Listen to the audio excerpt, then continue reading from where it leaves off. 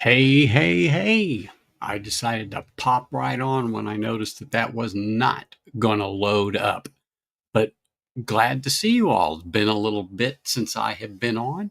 Last weekend I was down in Yuma visiting Dad for Father's Day. Had a great weekend and popped back into town. Been a hot week here in Las Vegas, but today is a nice day. When I say nice, we're under 90 degrees. We're like I don't want to say 88, 87 right now when watching Four Leaf Whiskey, and she was in the high 90s over there. And here I am like, oh, this is terrific in the 80s. Can sit out on the patio and have a cup of coffee. It was wonderful.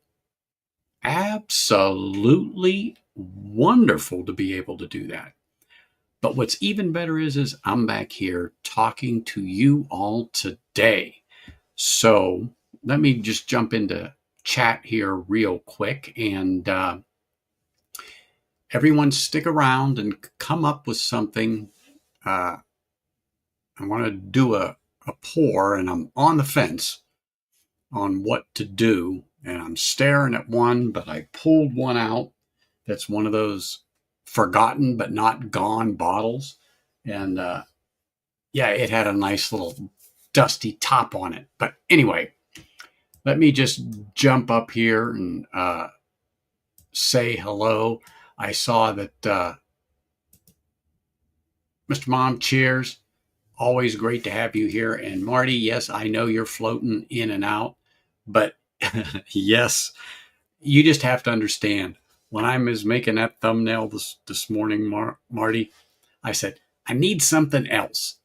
And that popped up in my used photos, and it could not have been better. Could not have been better. I mean, come on. You've got to see it from my perspective. I mean, that was perfect. That was perfect. I laughed for about 10 minutes. That's when I texted you and said, hey, I'm using it. But anyway, yeah, it was the perfect accoutrement to that thumbnail. And there was no point in me going on anymore. That's for darn sure. And here's Eric. Appreciate you, man. Thanks for coming in here. Always great to have you here. Show me the proof. Cheers, buddy. Great to have you here and welcome. Brian, as always, great to have you here, my friend. Thank you very much. Chris, hope you are doing well. Great to have you here too. And yeah, I think the serious side of some of your shorts was great. Yes, humor is always good to have, but I say business and then a little fun. But that's just me. Those of you that don't know what I'm talking about, Chris had done a little short and he asked a question basically on his shorts that he does. Would you rather them to be more humorous or more serious on there? And I put my 2 cents in, so I'm just touching base with him since I've seen that he is in chat. I think I think they're great. One, do what you want, but you're asking everybody's opinion. So if any of you haven't watched them, go over there and watch them and then let him know what you think.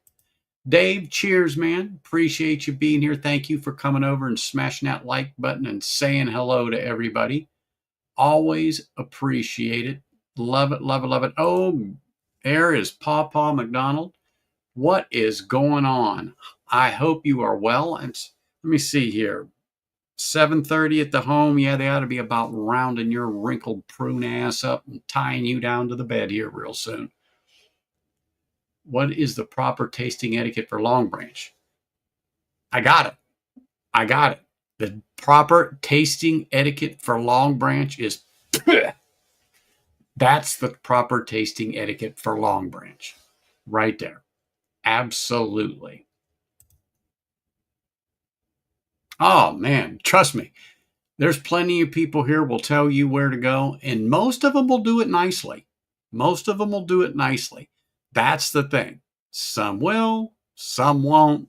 That's okay. At least they put forth the effort and told you. But yes, sir, you are more than welcome. More than welcome. Anyhow, so the topic, whiskey tasting etiquette. I am certainly not uh, a person that's in any way, shape, or form Mr. Etiquette. That's for darn sure. However, I don't think any of you here that have been out with people that know that you are a whiskey enthusiast or let's just say have an interest or enjoy a fine spirit that may or maybe they didn't, I don't know, but that have not asked you the question is there a right way or a wrong way to drink whiskey? Is there a right?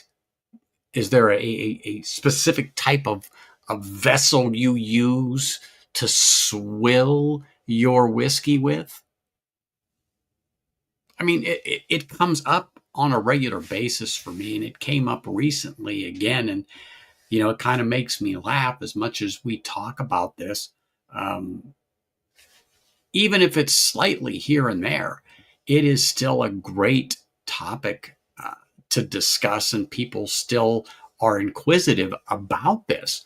And so, again, today, I was just going through some stuff, and I saw that note and uh, saw an older email about it, and I just commented in the email, and I said, you know what? I think I'll touch on that a bit again here today and do it with you all here in chat. And I'm going to take a second here, and I need to post this in here in case I get somebody that feels the need to uh, pop in here, join in, and wants to talk about this subject. So I pinned the link up to the stream if anybody wants to pop on. But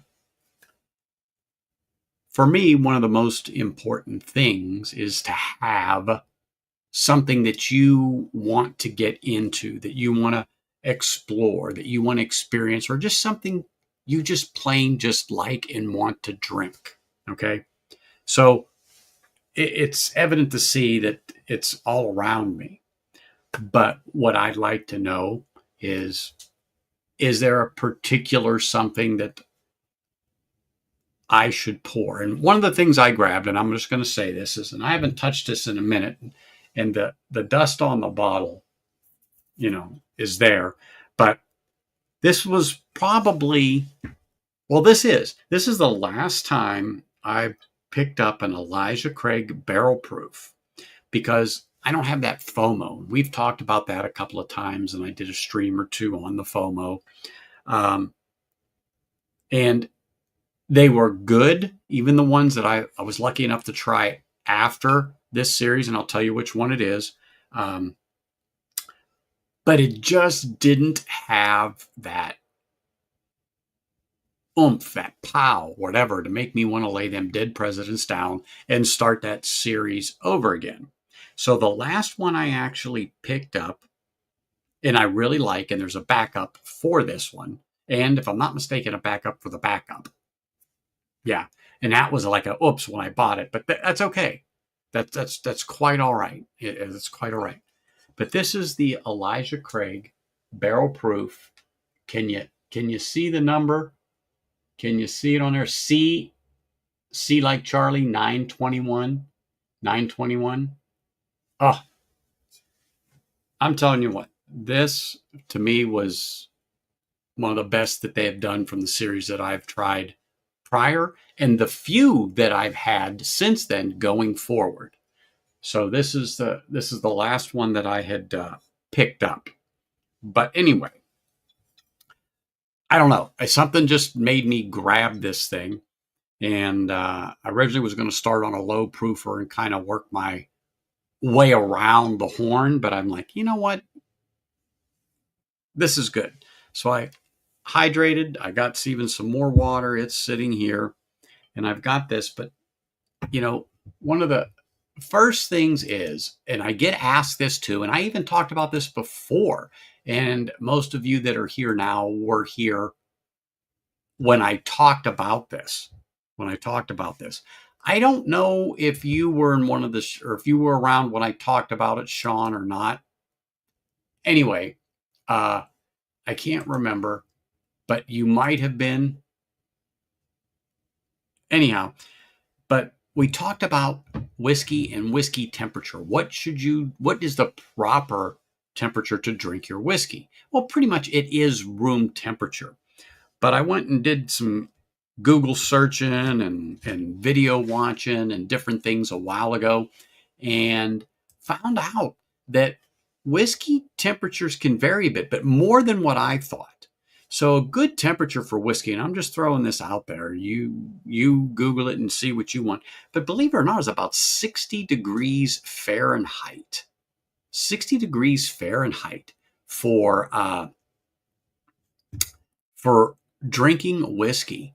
And I find that kind of on the cool side because, as we all know, the cooler or colder a beverage is, it does hide flavor on that beverage.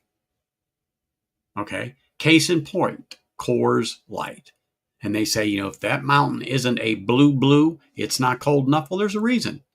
It covers up the taste of piss water. The colder that beer, the better it tastes.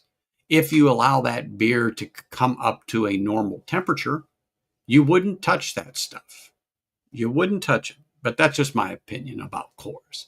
But anyway, hey, Bourbon, I thought I saw you whiz by my eyes out of the corner there. I knew you would pop in here and have something to say about this chapeau today. I thought about that after I started the stream. I said, that's all right. But just in case, if it got bad and I couldn't stand it, almost out of my reach, I got the other one. The other one is right here. It's right here. But I'm setting that there because this is much cooler temperature-wise to wear. Much cooler temperature-wise to wear. But anyway, so yeah. And I talked about sometimes I feel my whiskey is warm and I don't add ice to it. I use whiskey stones that I keep in the refrigerator. And I will plop 2 or 3 of them in there to draw down the temperature of the whiskey that I'm drinking if I feel it's a bit too warm, or it's a warm day and I'm outside, something along that lines. But I'll use that to draw it down, but very rarely. I mean, when I say rarely, I think about the only thing I put ice in is water and pop. Iced tea, of course, iced tea. What can I say? Of course, iced tea. But so that's it for me as far as I go when I put ice or anything like that. But temperature does play a role in it. However, what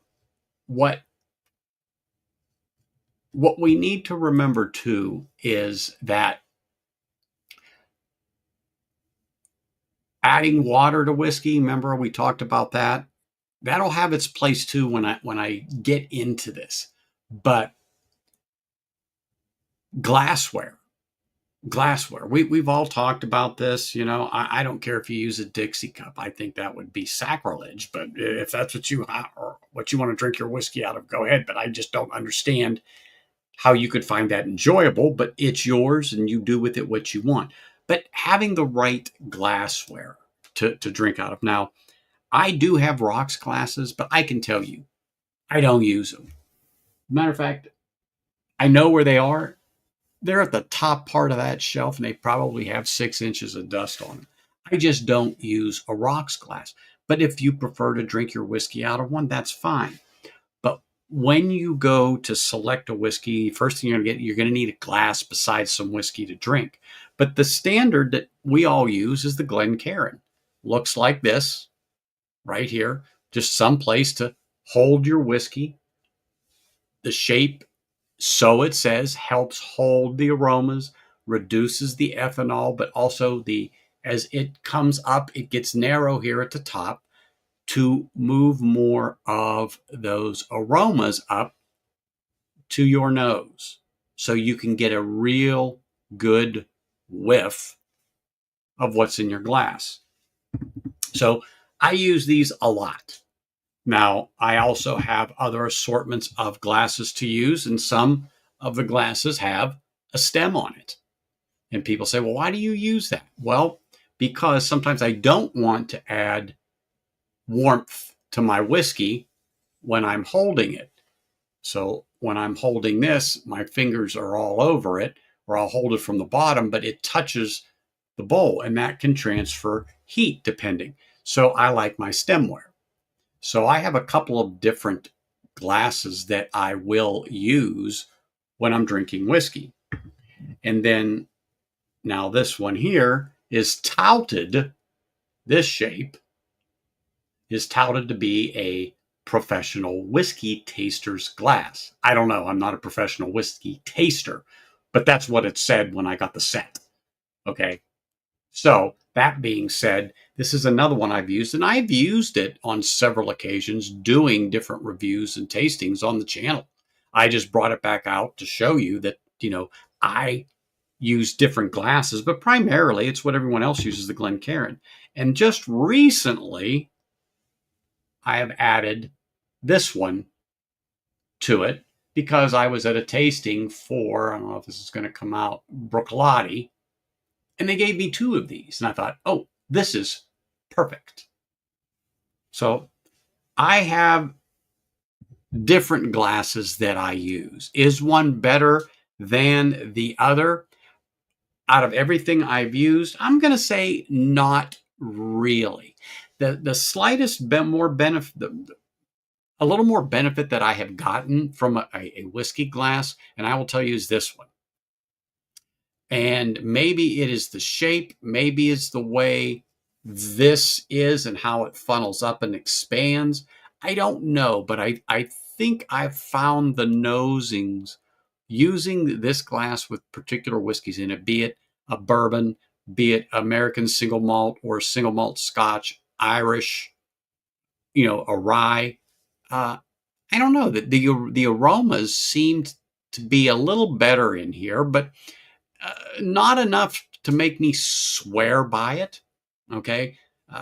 But anyhow, that's just a little difference I personally may have noticed. I don't know, about you guys and what you feel. And I know probably primarily, and feel free to tell me, but you pretty much use a Glencairn, or probably most of you use something like this that has a stem on it. Now, I know Eric has a few of these stem glasses, and he's like me. We'll pour a dram at night and use a glass like this for sure. I like it. I mean, that's just, like I said, that's just me. That's just me.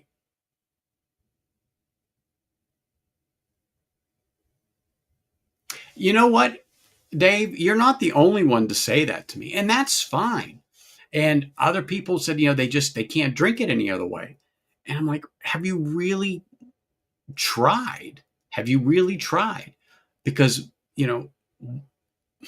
water does have its place in whiskey. And I've told the story and that I was against it at one time. I just didn't see the need until I was brought into the light and made to understand the importance of it. So that being said, I will occasionally add drops of water to whiskey to bring the proof down, sometimes to experience that whiskey at a different proof level, to see, one, what it was like prior to proofing it that high. Because I think it's 35% is what they would want you, when I say they, the distillers, proof it down to, so they can really taste everything in the whiskey and then move it north from there to come up with the proof that they want for that expression that they feel is what they expected out of that barrel. So that being said, very rarely do I proof it down that much. I do the water just to see if it will mellow things out, round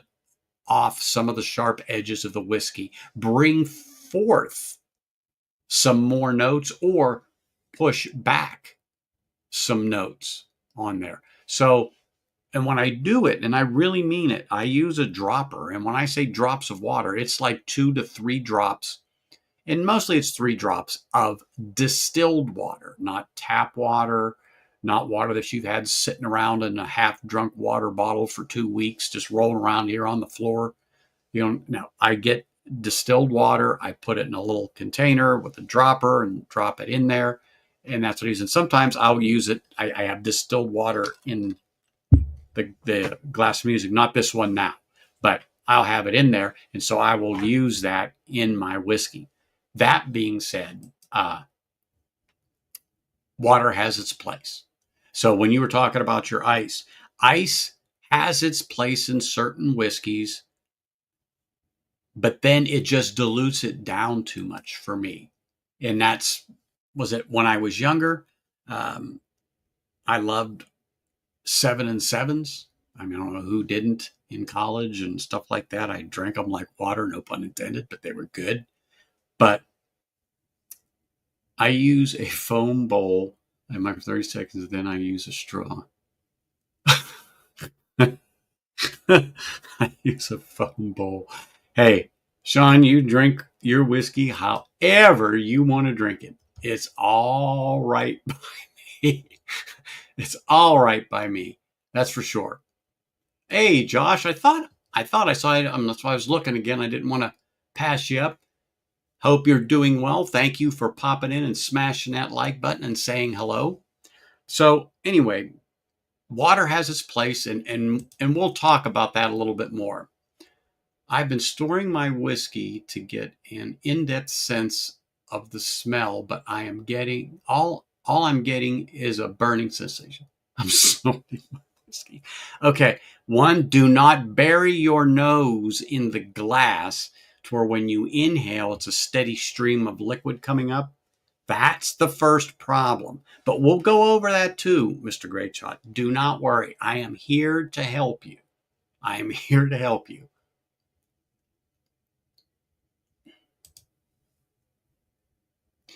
I mainly use a Glencairn, but sometimes a Copita or a Kenzie. Okay.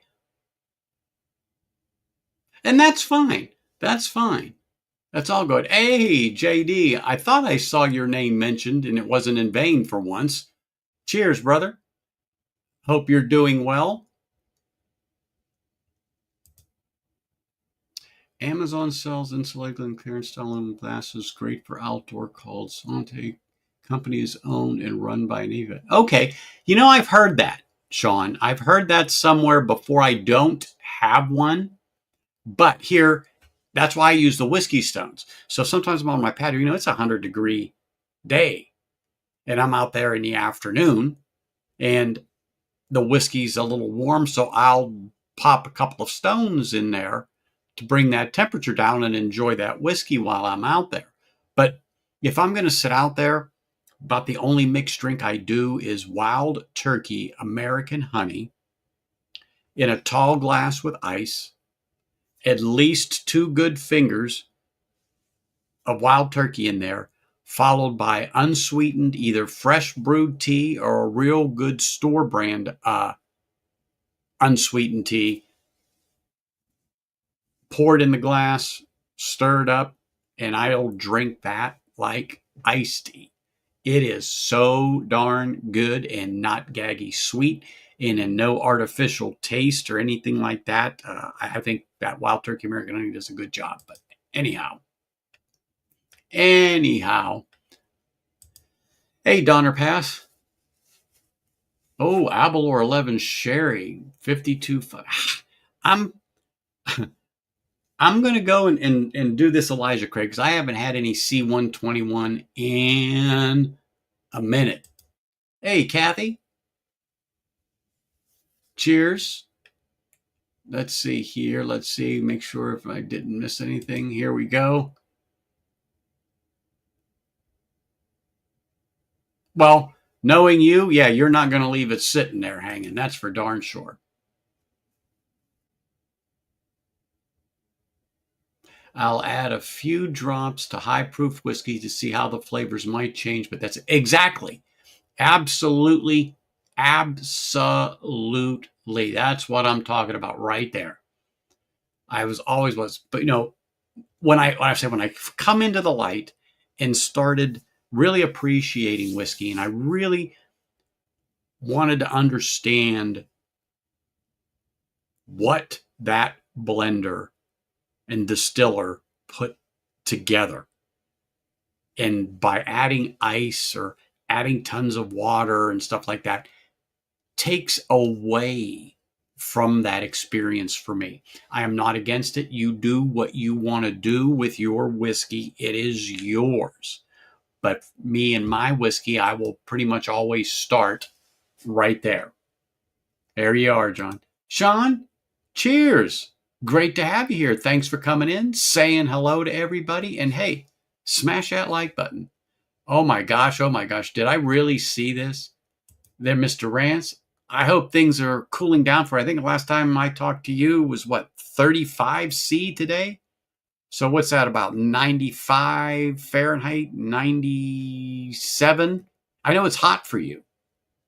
I know it's hot for you. Holy smokes, look at this. Mr. Thompson's in the house. Cheers, sir. Appreciate you being here. Thank you very much for coming in, saying hello, and smashing that like button. Stacy, cheers. Thanks for coming in, and great stream. Appreciate you. Thank you very much. So like I said, choose your glass, whatever you want. Let's start right there. But for me today, I'm going with the Elijah Craig C921. Let me just turn this because last time I was on that Deanston 14 and that damn cork broke right in the bottle on the first crack. Holy smokes. That the bottle's there. It's sitting over there. I just got to get a decanter for it. And then I'll decant that thing. All right. So I'm going to go ahead and grab this one. I haven't used it in a while. And I'm going to pour a little whiskey in there. Now, another thing I like to use. So when I open a bottle of whiskey, and this is courtesy of Top Dog. I've mentioned it before, but I like a Glen topper. And I have a couple of different styles I do use depending upon what is this one. This one here is glass. Let me get a little closer so you can see it. This is glass. This is made out of wood. But when I pour that in there, I will take a topper and put on it, and I will leave it set. Now, I have some like this that a topper is going to fall right in there. So I have taken, not this one, but I've taken a coaster, just something to set over it for 15 minutes or so until I am ready to get into it. And that allows one to get some air in there to let it open up, but it holds that essence that's in there of the whiskey till you're ready to nose it. So after that, and everybody knows, you just pull the top off. When you do it, it holds that in there. Okay, it gives you a little better reference on there. So I like to use toppers when I first experience it. But again, like I said, that's just me. So once you've chosen, your glassware that you're going to use. Now, if this was like a flight that I was tasting, okay, I would definitely start with the lighter whiskey. When I say lighter whiskey, not as in obtanium light whiskey, the lower proof whiskeys, and work my way up. So mild, moderate to in your face. That's the way I would start with that. But one of the things you want to do, and I like to do, and I'm sure you all do, is I like to observe the whiskey, the color of the whiskey. What does it look like? Okay, when I'm looking there, is it dark? Is it pale? Is it whatever? I like to look at the color. It just depends on, what it is or what you want, but I like to do that. And I think we all do the same thing. The next thing is nosing. So like I said, I would have removed that Glen and I would give it a nose. And one of the things is, and you do what you want, but what I have learned is that when we nose whiskey, a lot of people love to stick their nose in, and we talk about that, and you do what you want. But what I recommend that you do is when you're putting your nose into your glass and you're inhaling, open your mouth a bit. Inhale not only through your nose, but a little through your mouth at the same time. And that helps reduce some of the ethanol you might get off of it, but also give you a better experience when you're doing that. So I'll bring it up, and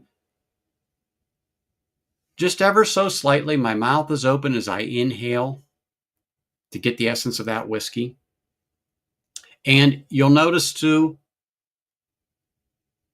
I turn my head left to right, right to left, or whatever, because at times we could be more congested on one side or the other in the olfactory. So that helps discern your flavors that you might get off of the whiskey by doing that. I mean, this sounds like a lot, I know, but there are ways that you do this. But because we do it all the time, and I know I'm preaching to the choir here, but people have asked me this specifically. And so I break it down into detail. And they go, wow, it's such an experience. I go, well, it is for us. People like us who collect and enjoy whiskey, it's an experience. You know, we are looking for that experience. We want to get everything we can out of this dram when we go and do that. And I know you all got it, but um, I treat every sip, and I try to do everything the same way, but I don't go forth in all of this explanation because we know what we're doing in our head. So it's just like boom, boom, boom, A, B, C, D. We just go right through the line. We've already selected the whiskey. We already selected the glass. We have our toppers in there. We've poured it before we've tried it to give it a chance to open up in the glass, especially if it's a neck pour. And so now we're at the experience to where now we are nosing it and we are enjoying that essence of the whiskey. Hey, Mr. Cloud, cheers, man.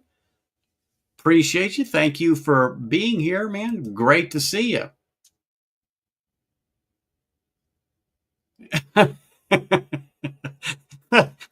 Dude, you are nothing but a class act, dude. Members of the donor party, 48 survived after being trapped in the Sierra Nevada mountains during the winter of 46 to 47. Well, you know what? That is true. That is true.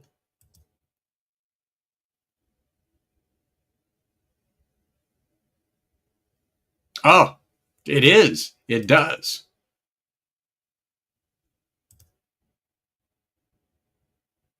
True, but that fresh crack pour, everyone has something else, and you're right. If you turned it upside down and you brought it back up, does that mean what was on the top is on the bottom, or on the bottom went back to the top, or vice versa?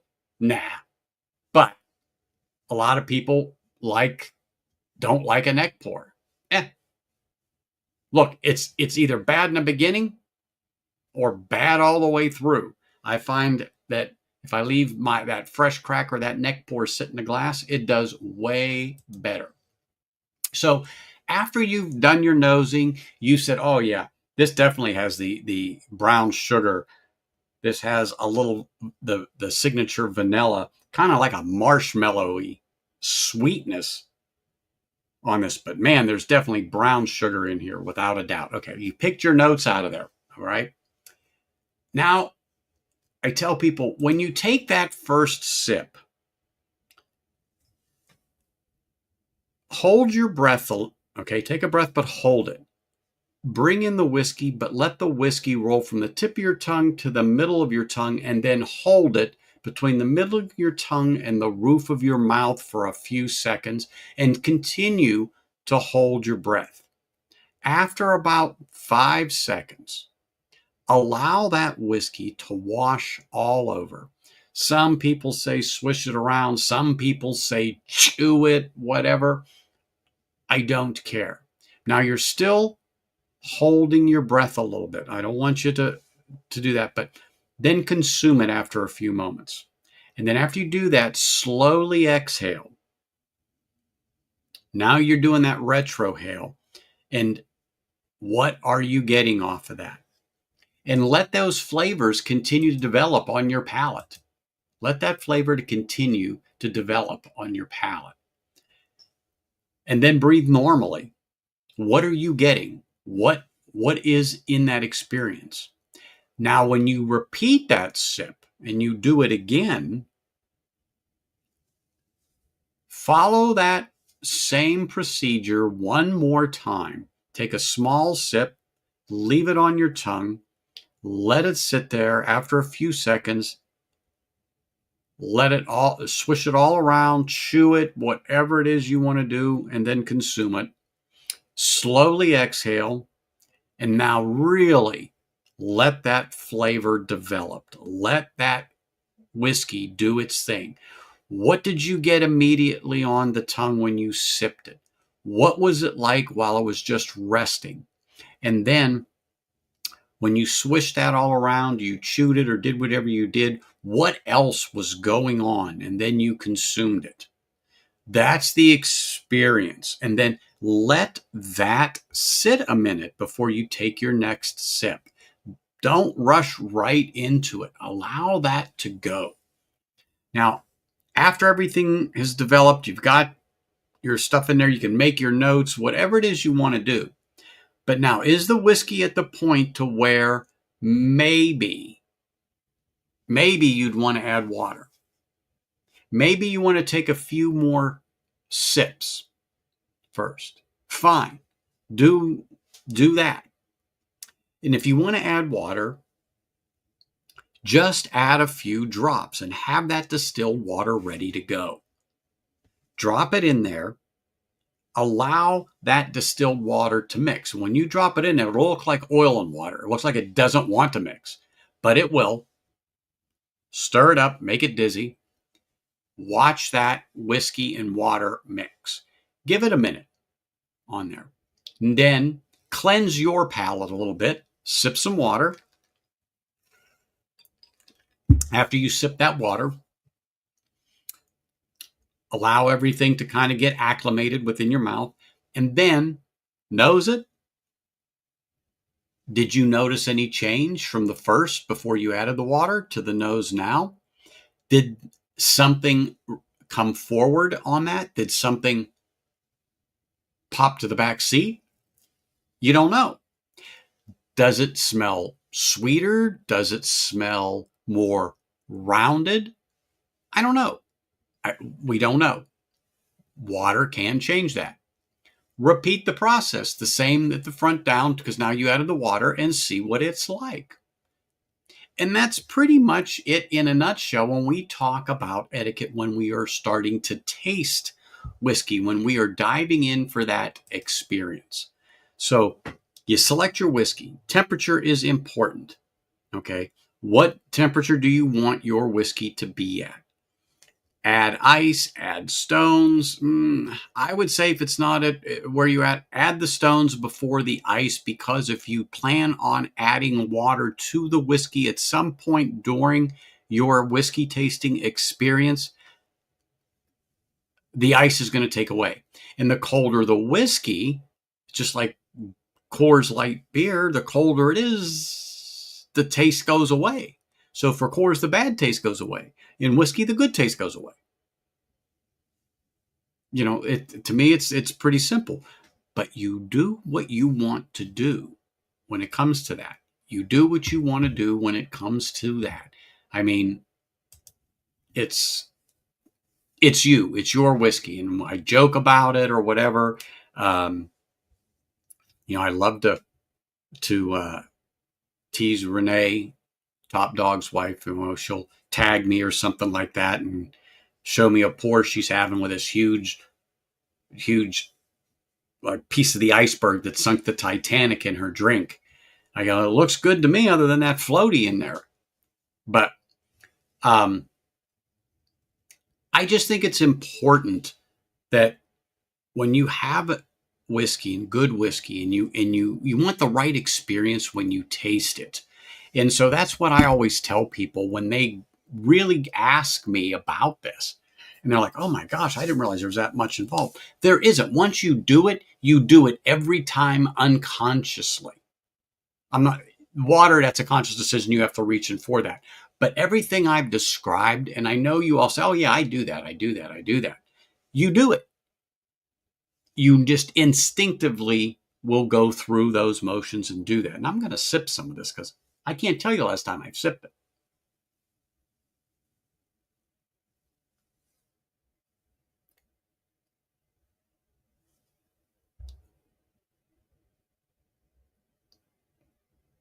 You know, that's always been a really good sip.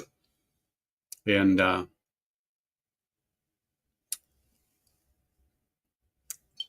it's been sitting a minute.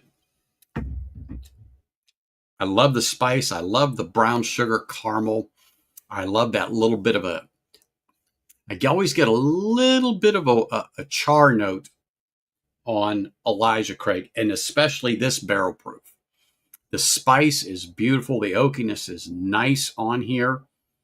The whiskey has some viscosity to it. Like I said, the C921 was the one that really was really set the standard for me. And I just didn't go back to getting any more of them. Not that they're bad or anything like that, but I didn't feel I was missing out on anything to go ahead and continue, you know, when the 2022s or 23s or 24s, and now, of course, we're into 25. I have not had anything from 2025. Nothing in the Elijah Craig barrel proof.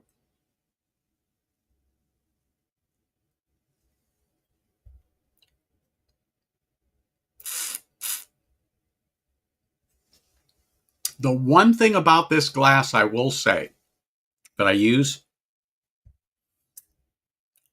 it's deceiving on the amount of whiskey you put in there. And especially when you think you're taking a little sip, sometimes you're taking a little bigger sip than you anticipated. And once it's in your mouth, it's like, okay, give me a second here to process this. But you know what? I love the spice on this finish. It's present, but not in your face. The way that it grabs the side of my tongue, but the way this one particularly just flows. And the flavor it's nice on the palate. It's not short by any means. It's not super long. I think it's just right on the palate for sure.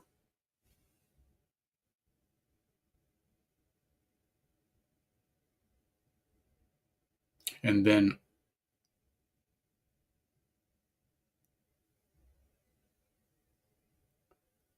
okay, absolutely. See, you have a process.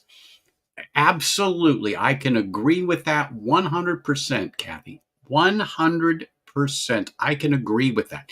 You have a process. You have a way of, whether it be Irish or bourbon or Scotch, whatever the case may be, you have a way to discern your whiskey. But like I said, it's an experience. And I like to share the experience with others. I like to do tastings for others. Now, this is the first year that I haven't done a tasting because we didn't go to camp this year. We didn't put our trailer in the spot. So normally when I go up there, for me to take 6, 8 bottles and do a tasting for some people up there, whether it be Irish or whether it be rye, whether it be bourbon, single malt Scotch, oh yeah, there I have had some wild tastings up there. Woo, yes, they were fun. But I always would talk about this process that I'm going over so that they understand. And I'm not picking on anybody, but there's to them a good everyday pour is Jack Daniels, Jim Beam, uh, Johnny Walker Red. I mean, it makes me cringe, but if it's what you like, it's what you like, and that's okay. You do what you like to do. I'm not going to do it. But you need a process, and I think that's important. But then this is what I also try to remember, and I tell other people: don't be the person that's overly critical of others and what they say they experience, because taste is subjective. If someone's telling you, "Oh yeah, it tastes like lemons," and you're like, "It's Elijah Craig Barrel Proof. Where the hell are you getting lemons from that? You're full of shit." Yeah, don't do that, because taste is subjective. To them, they might be getting that out of there. You know what I'm saying? Um, be mindful of the others there, your tone, your behavior. Um, just when I'm with you guys, I'm more relaxed. I'll say things because I know who you are. I know my people in front of me, but I won't just say just blatantly anything that pops into my head. I won't spit out because I try to be respectful and courteous. Um, I talk about to them about cleansing their palate in between sometimes, especially if they're having a problem discerning some notes in there or understanding, because you have to build that palate. It's just not something you get and go. But we all know that women do have a better nose than men, especially when they are picking out different notes in a whiskey.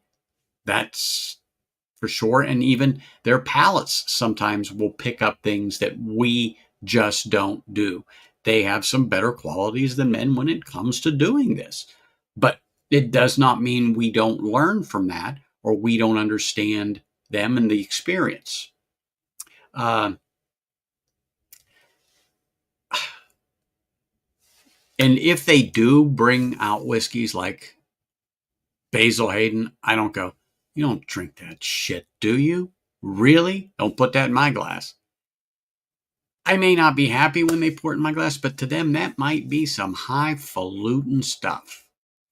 Okay. I may not thoroughly enjoy it. I don't despise it, but for me, Basil Hayden's is just too low proof and there's no flavor to it. But they saw the fancy bottle, they fell for the ribbons and bows, and they kind of thought it was good whiskey. Okay. I'm not going to bust their bubble. However, I might pull out something that I darn well know is going to blow it out of the water, but not intentionally, but say, "Oh, well, you know what? If you like that, then you're going to like this." And I bring this or that out. But don't dash their hopes or don't dash their bottle because you like what you like. And then we were all there once. If you don't know, you don't know. Let them grow into their whiskey journey. And pretty much that's it. That's what we all have to remember, that this is a journey. This is an experience. We all want to taste our whiskey. We all want a good experience. We all want to share this experience with others, not, just ourselves, but we want others to enjoy the experience if we're with them and we're tasting or something like that. So, you know, enjoy your whiskey the way you want to enjoy your whiskey. But if you know people that are new into whiskey, help them along. Talk to them. Explain this whole process to them. Go over it with them. Take them step by step by step. And then let them do for themselves. In other words, let them build their process. Like Kathy said, that she has a process and how she goes through and what she does. And probably she'll get to a point in that process she doesn't do milk. She says, "Oh, you know what? This is it. I like this. This with 3 drops of water. Yeah, no ice, nothing. No, I'm done right there. This is it." We've all been there. So I can appreciate that, and I can appreciate that process that she has, just like I'm sure she agrees with me to a point. Yeah, but I do it this way. I told you, we all do it in one way, shape, or form. And we just have gotten so damn good at it over the years because we've been doing it so long. It's just a normal thing. I mean, I watch people when they're doing their stream and they're into their whiskey all the time. They're nosing as they're talking. Before they sip, they're nosing. Then they sip and they talk. But subconsciously, they are doing this over and over and over and over and over again because we do it. That's what we do. Hey, Vic, cheers, man. Appreciate you being here. Thank you very much. Really do. Thank you.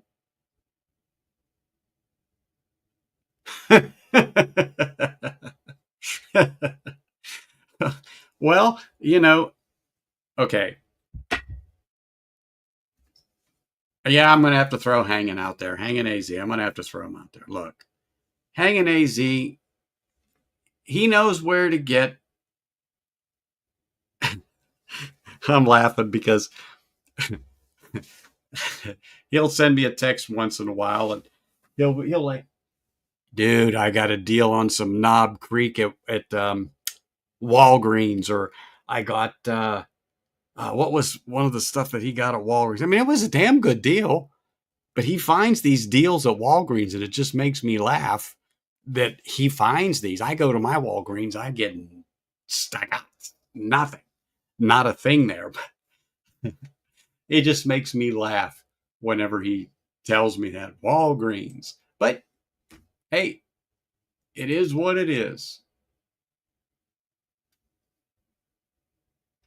Yeah, buy the rest of that crap and get it off the shelf so I never have to see it again. But again, I don't think I could do that. And I actually know people that drink Long Branch, not like a daily sipper, but they like it. But for me, it's just that the way they filter it through that mesquite charcoal. Oh crap!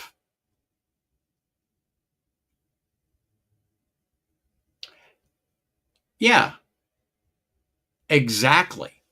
See, so it has its place. A couple of weeks ago, Old Emmer, it's one of their finished ones, and it's a total wine one, and I talked about it.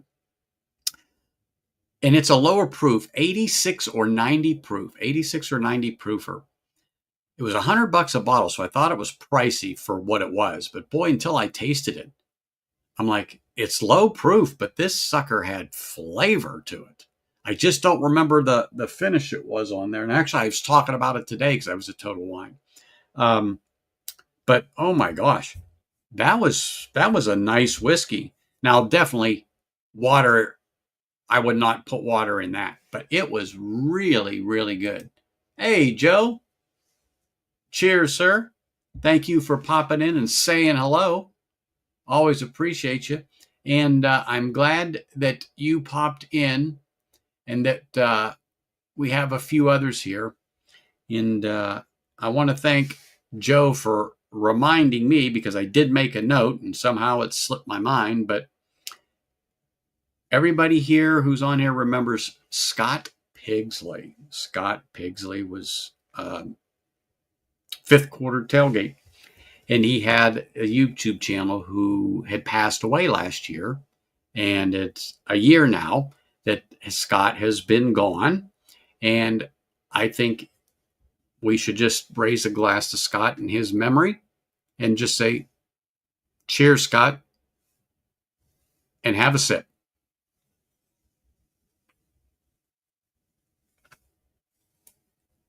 Hmm.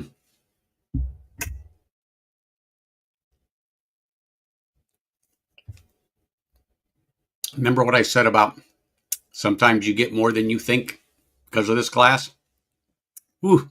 I didn't think there was that much in there. And of course, I took a good sip of it, and there was a lot more in there. And that was really good. But yeah, Scott was a great guy. Enjoyed listening to his show and getting on him uh, about his football team and so on and so forth. But really great supporter of YouTube. He was. That's for darn sure. That for sure. Hey, I thought I saw Richie in here. Cheers, sir. Troop, cheers. Appreciate you coming in, saying hello, and smashing that like button. absolutely.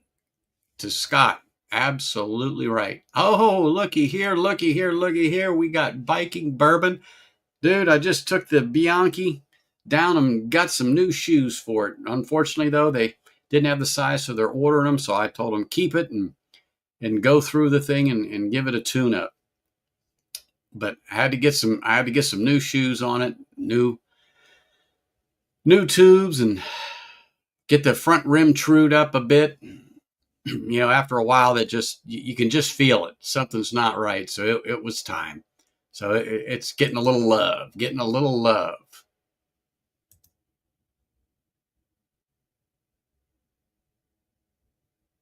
All right. Hey, never be late for happy hour or dinner. So Hart Brothers, Delmore 10 Sherry, but yes, yes, Scott was there for a minute, without a doubt, without a doubt. Mm. All right, that was good. When you don't have something for a while and you take it back, it's like Okay, so since I'm up there on the ABV, I'm gonna I'm gonna go ahead and since I was talking about Obtanium light whiskey, I'm gonna go ahead and pour some of this. I don't know if I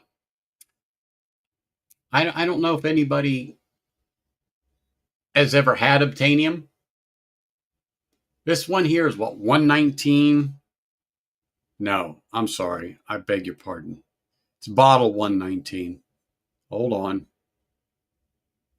Okay, 62.5, 62.5 ABV. And if you look at this, I'm going to tell you, there's nothing light about this bottle. But what I like about this bottle, and I don't know if you guys are going to be able to see it, but look one how dark it is. But the char at the bottom of this bottle is amazing. You can see it on the bottom of this bottle. And let me just come down here. I don't know if you guys can pick this up. I'm trying to shield it here a little bit. But right around here, you could see right where the whiskey was sitting. So I'm going to turn this around because, and let me take this down, because those that know.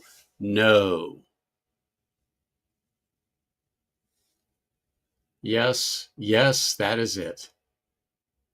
This is, you all know who's had this, knows what this is. So I think I'm gonna pour just a little smidgen of this deliciousness in here. See, Richie's already answering it. He knows what this is. Those that are members of Storytime Distillery know what this is. This whiskey, and I love that he put this type of a cork in there. Love that. I'm telling you what. Let me clean my palate here. Let me clean my palate here. Let me get a Glen here. And I'm going to pour some of this. I've sampled this out when I cracked this. I haven't had any from this bottle until now. But I've sampled it out because I know somebody that's never had it. And I wanted them to experience this whiskey. Gosh, look at that. Look at that. And I purposely wanted to put some space between the fresh crack and this before I tried it. And oh my goodness. Let me put this on here. Okay. So this whiskey, when I tasted it and heard all the hype, and I heard a lot of hype about it, I couldn't believe what I was being told. And I was trying not to get that preconceived notion, but oh my goodness. It's chocolate all day long on the nose. It's like a creme brulee with a chocolate on the top. I'm getting like caramel and vanilla and chocolate. And that was one of the things that got me. And I tried this on, ironically, Christmas a couple of years ago. It's because somebody had dropped off a sample to me because I just couldn't get it. Oh, so anyway, hold on here. Joe's battling.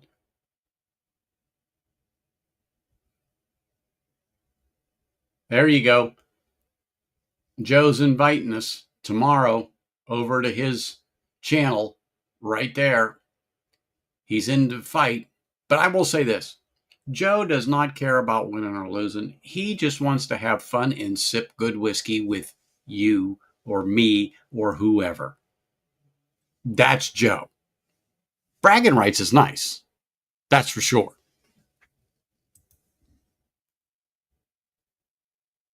Oh my gosh, the chocolate soap. Cheers, everybody.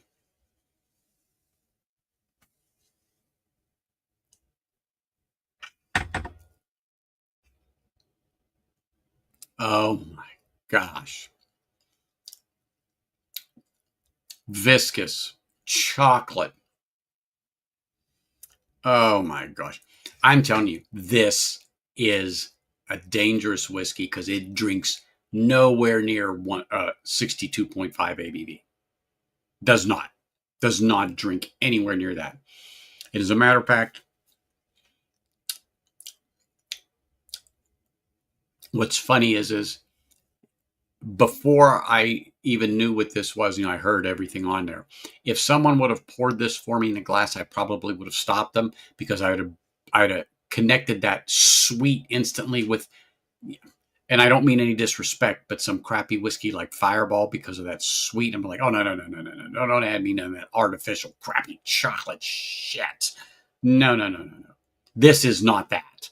This absolutely is not that. However, if I did not know and somebody tried to pour this, my hand would have went up real quick. Not being rude, but it would just do that. But because I would never have expected such intense aroma from this whiskey, that's for sure. Hmm.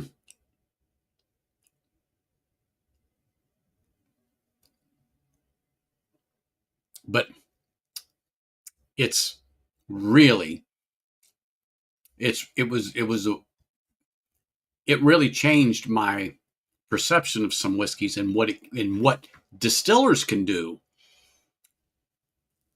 Uh, because it's not like they took Hershey syrup and put in here. That didn't happen. It's just the way the thing was aged and blended together. Rolling dark fired bourbon. Well, I've never heard of that, I don't think. MB Roland dark fired bourbon. You're going to have to elaborate a little bit on that, Kathy. I don't think I know that one. Dark fired. I've heard of dark fired Kentucky, dark fired Virginias, uh, stoved Virginias, stoved Kentuckys, but I don't know about. Oops, where was her thing at there? MB Roland dark fired bourbon. Okay. Quite the odd choice of whiskey for a stream on etiquette. Well, the etiquette part's over. Yeah, this is just me bullshitting and talking to people. That's it.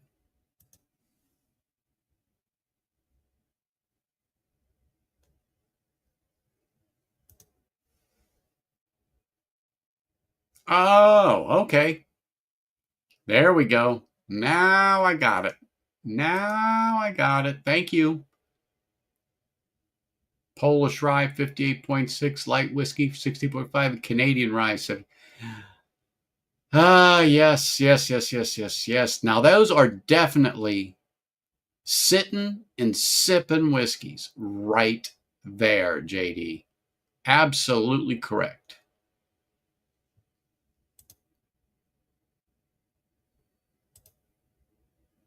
Just waiting for your happy ass to pop on here for a little bit.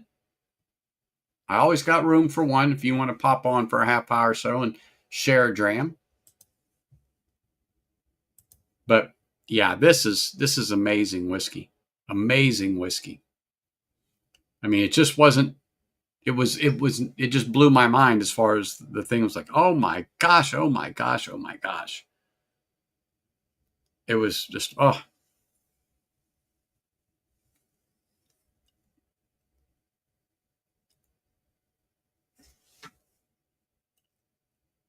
Now, Richie, I know you've had this one, right, Richie? And have you tasted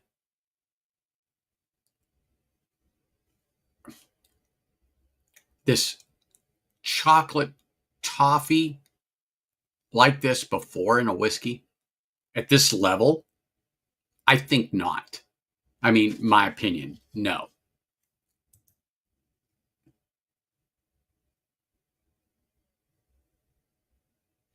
Their dark fired bourbon is distilled with their own smoked corn, completely different from any bourbon on the market. Does it have a nice barrel char note to it, Kathy? Or is it more of like a toasted corn? I don't want to use the term burnt corn, but I've burned corn on the fire. So that's where my mind is going. So I'm trying not to make that connection, but I've done it.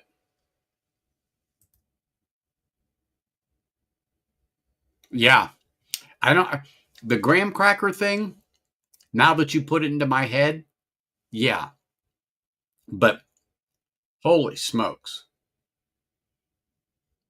I mean, it is something. And speaking of something, now I told you this is a stream on etiquette and that I'm done with etiquette. Ta-da! I am done with etiquette. What's up, Ben? How are you? Oh, living the dream. I know you are. I know you are. Hang on. Yes, sir. Yes, sir. Yes, sir. But it's good to see you. I saw you on was it Friday night? Yeah, I was causing a little chaos. Yeah, well, no more than usual. Nah, that's true. But But I figured I would hop on here and drink a scotch with you, and here you are drinking stout. oh no, finish. nope, hold on. I got scotch to drink. Hold on. I got scotch in front of me. As a matter of fact, I've got these things from this hack. You ever know this guy? Yeah, that's some Puts weirdo. labels What like is that. that one? Oh, this one is the Irene Tan, the Glasgow. Scotia? Oh, No, Glasgow. the Compass Box. Yeah. Now I've got Glen Scotia right here. Which one Mentors 9 year. I got the Which one Mentors. have you not tried that yet? No, I was going that's to do excuse me, I was going to do like a review of it, but hey, you're here. I've got that. I've got the, I already had the Mermaid. Hold on. What was the other one? The Indri. Indri I have handy. If you want to try that, that's going to India. That's going somewhere totally different. Oh, well, then this is the right place for that because etiquette just went out the window. So we might as well go to a totally different place. That's for sure. So let me set this down, put that on. Drink whiskey. This is going to be fun. You've got the bottle, right? Hold the bottle up and I'll. Yep, I got you. There we go. So that's the bottle that I got a sample from that I've got right here. This is a triple finished Indian wood. It's called Indri Trini. And my microphone's really far away, so that might make me sound a little better. It is finished in it is non-chill filtered, 46%, and it is finished in ex-bourbon, ex-French wine, and then XPX. So I have some of that right in here. Mm-hmm. I have some of that right in here, people. So I am drinking out of that bottle. Yep. Let's make my cousin drink it. Try to twist my arm. It's simply unique. They color outside the lines in the whiskey world. Okay.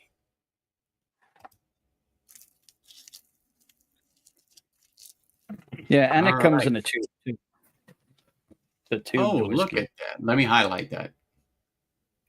Okay. with all their stupid awards that mean nothing. Both of them? Mm-hmm. Uh, Hey, one. hey, hey, Mr. Jiggs. Cheers. Just saying, man. Appreciate you being here. Thank you. I'm drinking some of Bourbon's whiskey, and so I'll pour it here into the Glen. And since we're talking about etiquette, of course, I have a Glencairn, a mini Glen, but of Oh, course, it says "Old AF" on it to get rid old. of the Old AF. AF. I got you. Well, Yeah, these Julie had made for Dan I believe it was shindig. his 50th or 60th. Yeah, I Yeah, I had think one it's. of those once. Been 6 years ago, over 6 years, but I had one of those once. Mm. Hmm. I'll be So interested to see this what you think. is. Oh, that has a nice nose on it. A Mm-hmm. little, definitely malt. I'm going to say like a citrus on the nose.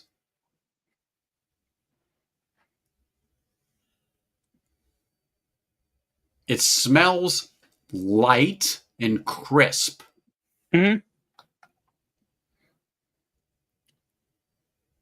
I love the maltiness. I like that malty sweetness. That's one thing I like about scotches. And this is not a scotch per se, people. It is an Right. Indian, as in the country, single malt. Yes. Wow. Now you've just had what, like Paul John before? Yes. Uh, right here. There's Paul John, Christmas, Mm-hmm. and Christmas edition 23. Yes. Hmm. It is quite malty. I like it on the nose. Whatever that is on the nose is Malty, wonderful. it's almost spicy. Hold on. Because I'm getting a little citrus note. I mean, it's Mhm. on the nose, but it's clean and crisp, if that makes sense to Yeah, everybody. Yeah. like an apple So if it tasted like an orange or a lemon. let me clean off my palate a little bit here. Okay. All right. Cheers. Cheers, brother. Cheers.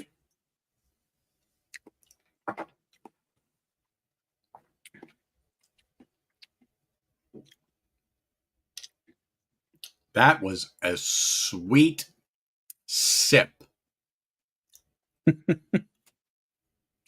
And that's Okay. following a Okay. finished chocolatey bourbon. Well, light So, whiskey. okay. So let me just say this. It has a nice mouth feel. It's very uh, silky. Mm-hmm. The finish is sweet. It's a little short, so let me get another sip though before I Yeah, of course. say anything. But Have like it 7 or seemed 8. to, yeah, it seemed to disappear quite quickly. But like you said, I did have something else prior to that, and even though I cleansed my palate, Mm-hmm. I think I need at least a sip, if not two more, Yeah. You before also I. went from 46. You also went down to 46. Well, yeah, as I said, it's much Mm. lighter, much lighter. What's up, Paul? Woohoo! Joseph. Cheers, boys. Since I've been alive. Cheers. How's Out in the everything wilderness. going with everyone? Good, man. How are you? I kind of have a weak signal. Hopefully, I have enough signal for you guys to hear me and me to hear you. We can hear you better than your movements, but you still Yeah. sound good. Yeah, it still sounds like you. Good. I'm up in the north. I'm up in the north woods of Wisconsin, so Oh, okay. just take a stroll. Okay. Good, good, good. Well, like I told you earlier, I took the Bianchi in, getting some new shoes, new tubes, need the front tire trued up a bit there, or the front rim, and probably some new Perfect. brakes.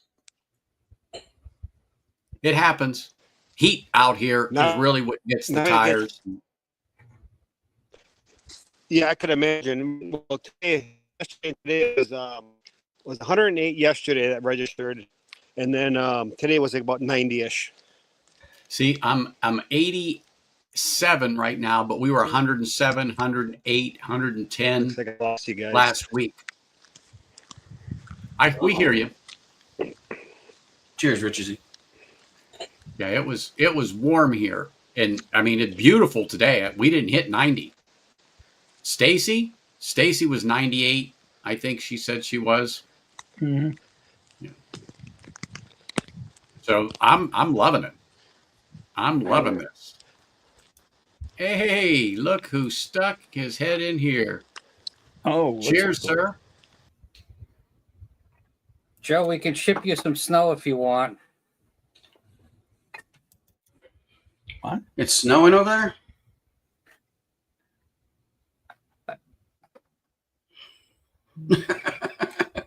I Did you just say- fed him.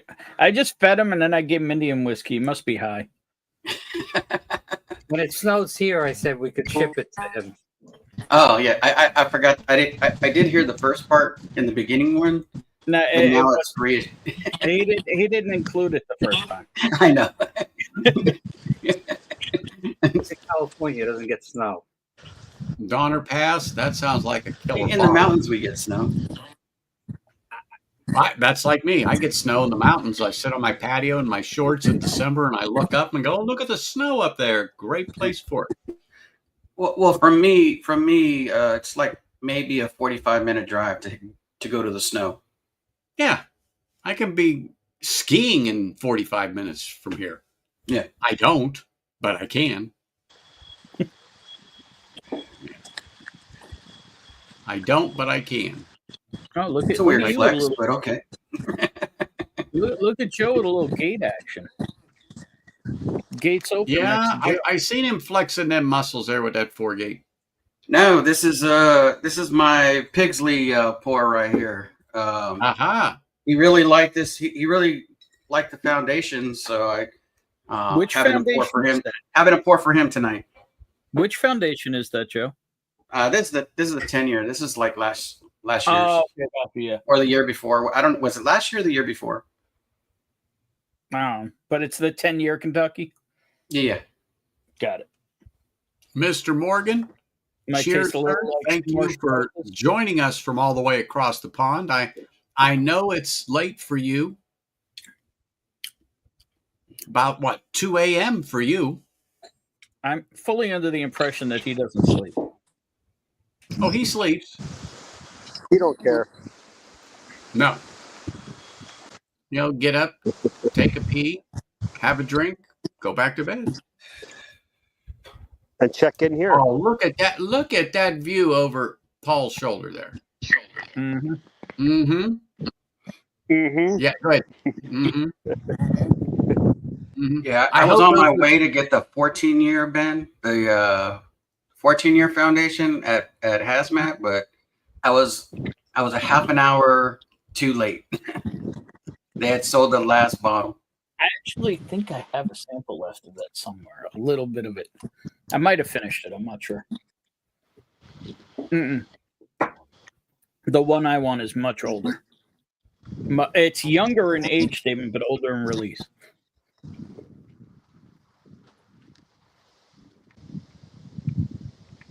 So what's everyone sipping? Injury Trini.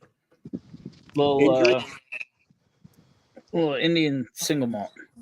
Oh, nice. And I'm drinking the same thing.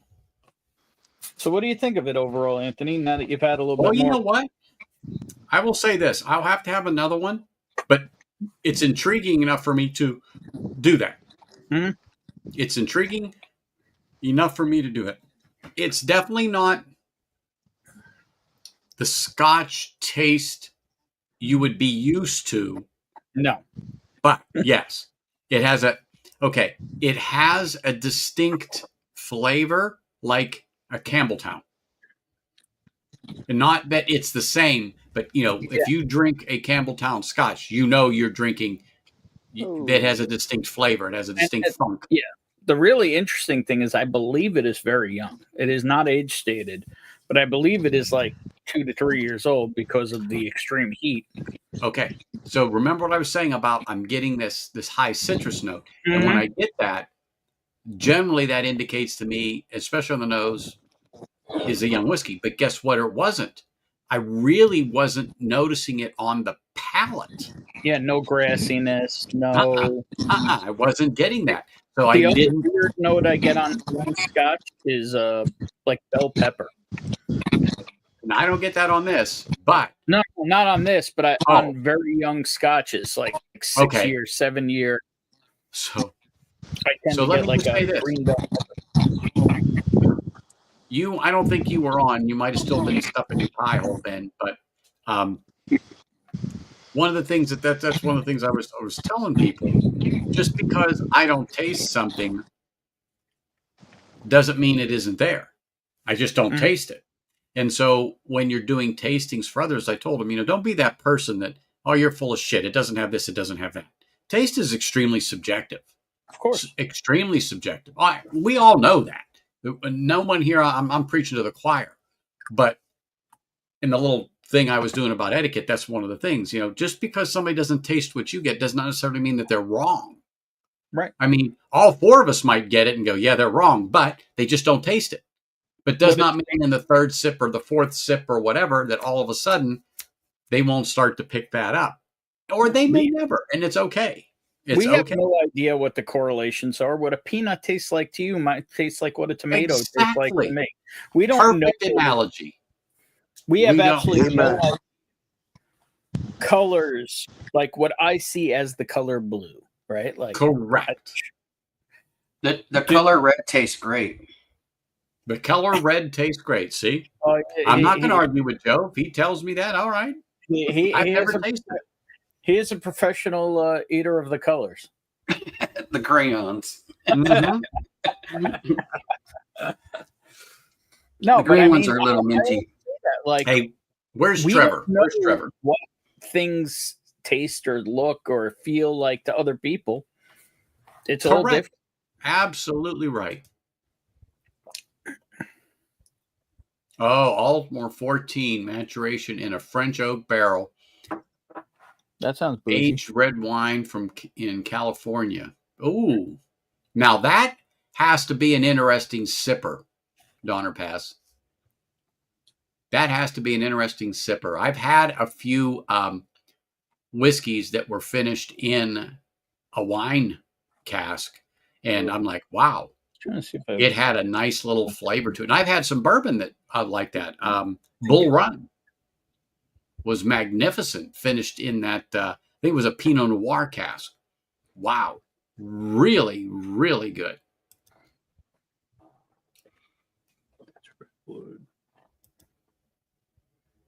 So, Joe, you're on the foregate. Paul, are you sipping anything in that gorgeous wilderness? That foregate right there. Single barrel. Oh, there you go. Which one, Paul? Elijah Craig single barrel. It's just a store pick. Oh, nice.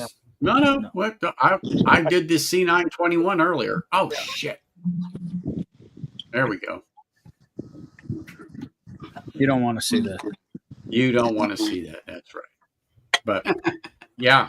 Well, I went back to this because I was just I wanted Elijah Craig, and when I reached back, I miscounted, and this is what came out because I wanted to stick at 94 proof. I said, well, there's a reason why my hand went to this. It's because I was needing this C921.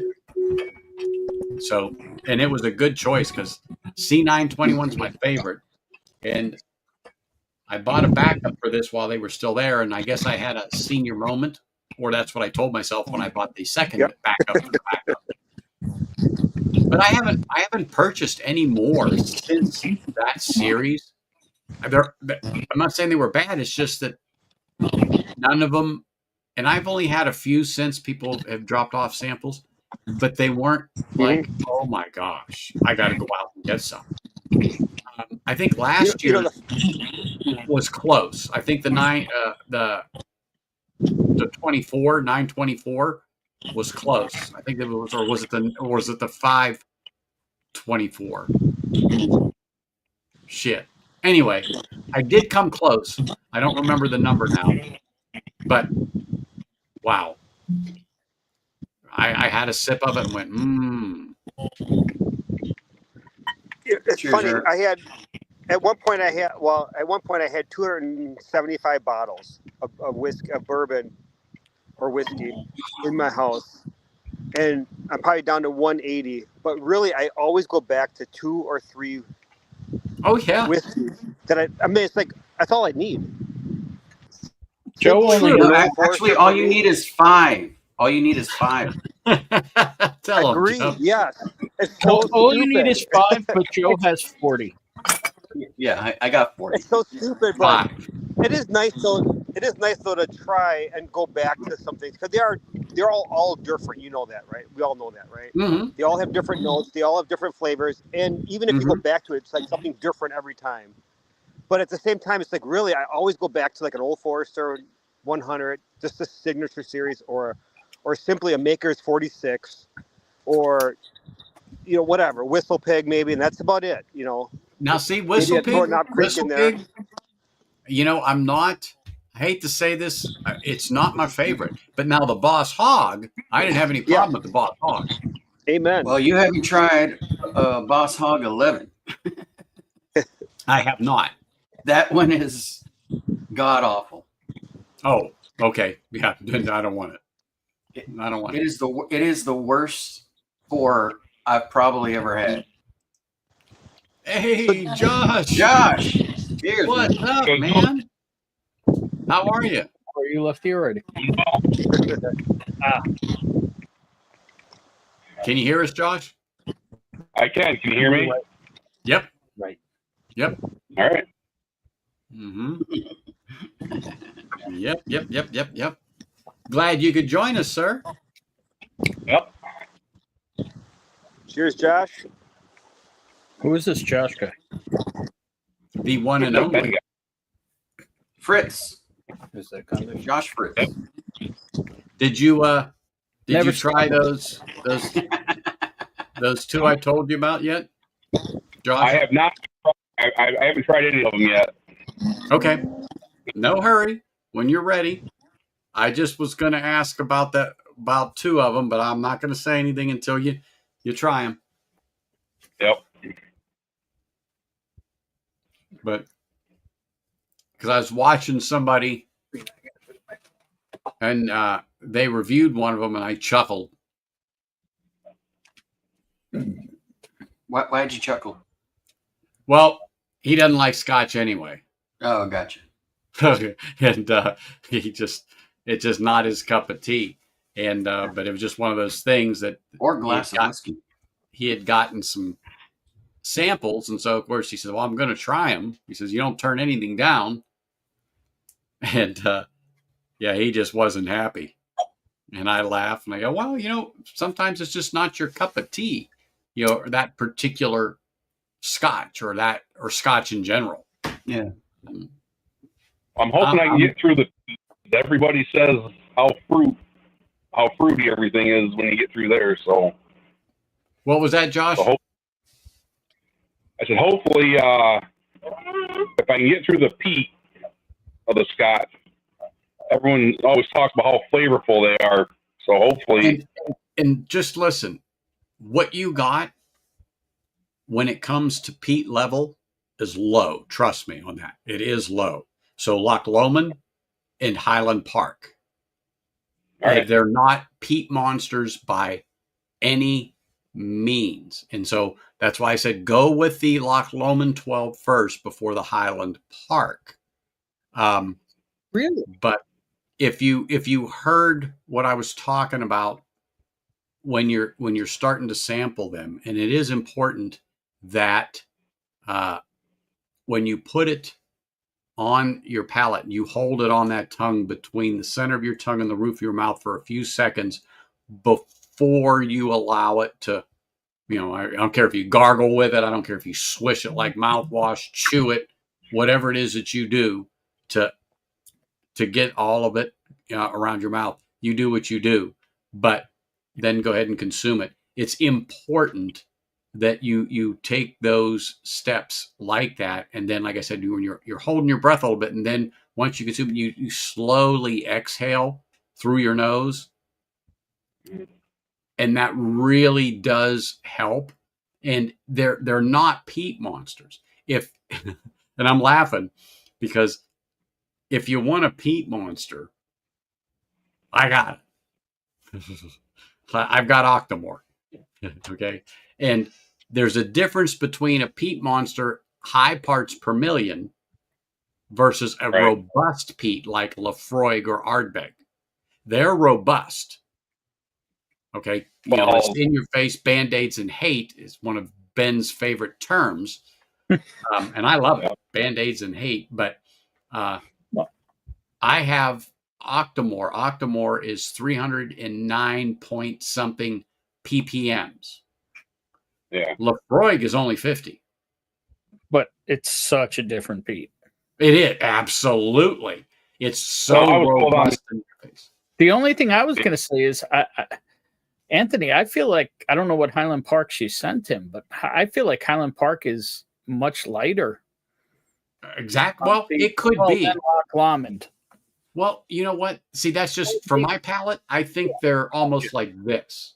Interesting. So for me, the Loch Lomond wasn't up there. See, I was told like on the Octomore peat is way different than a Lafroig. Yes. Oh, yes. It's way different. Oh, yes.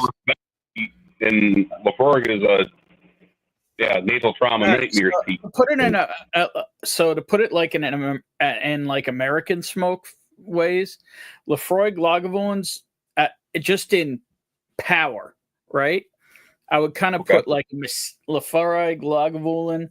I would almost put that as like a mesquite smoke, super strong. Whereas like Ricklotic or even Highland Park might be more like Applewood. Now, they don't taste like those, but I'm talking about how much more intense that flavor is when it hits whatever you're having. That makes sense. Yep, makes sense. Okay. Yep. And let me just say this. I really don't care what you do first. I just did it because to me, that's what it's like. But if you feel that Highland Park, and I'm not going to say it's full volume, but... No, you catered the flight. He should have it the way you. I think he has. I'm trying to remember. I think he might have the full volume. Under the full volume, he has the 15, the Viking Heart. Because I poured two people different samples, but I wanted to make sure he had a certain Highland Park, and I'm thinking. I think he's got the 15, the Viking Heart, but it's still the peat level. No different than the full volume or the 18, the Highland Park 18. Is your Viking Heart one of the white bottles or a clear one? Of course. Okay. Yeah, it's still the original ceramic bottle. I did see the new. Well, I sent you the picture. I saw the new box and stuff. Oh no, I'm talking before they were in the ceramic. They were in a clear. So the clear's coming back. Clear, yeah. The clear's coming back. I might even know where there might be some clears left. From the OGs. Ooh. 15 years in a ceramic bottle? No. Looks ceramic. It's white. Looks ceramic.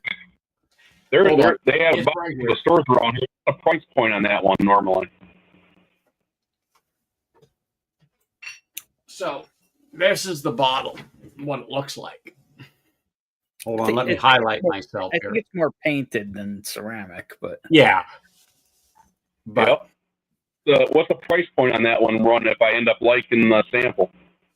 About $89. Okay. Give or take. Don't quote me. Right. But yeah.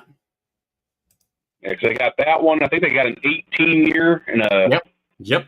a 17-year that looks like a green iceberg.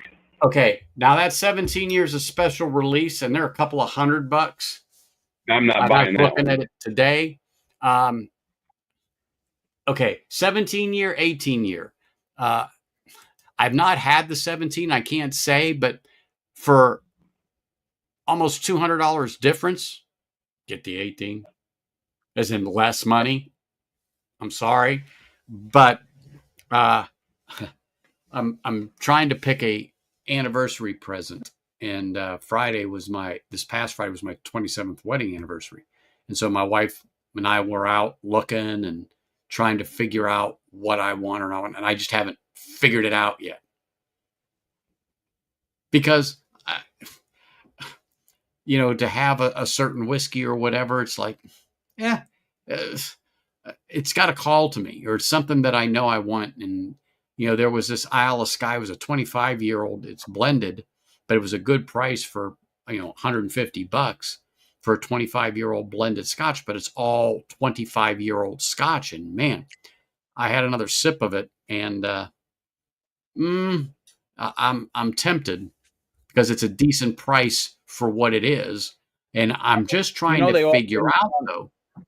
What's that, Ben? so two things. One, they often run coupons and stuff on the Isle of Yep. Skye in particular. Yep. So check that. You may want to catch it on the right deal.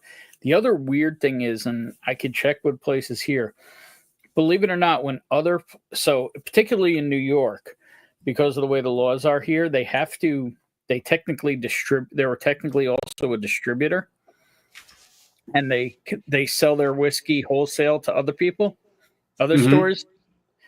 Tends to be that their markup is quite a bit less than Total Wines is. Yeah. No, I know that there are some things that you can procure different. Yeah.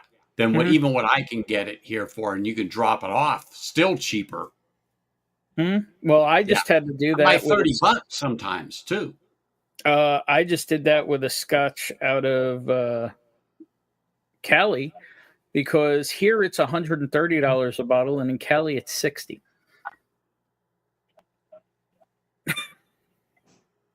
How about that one? Yeah. Cheers. Cheers, Jigsy. Oh, is that the 16 Jigs? 21.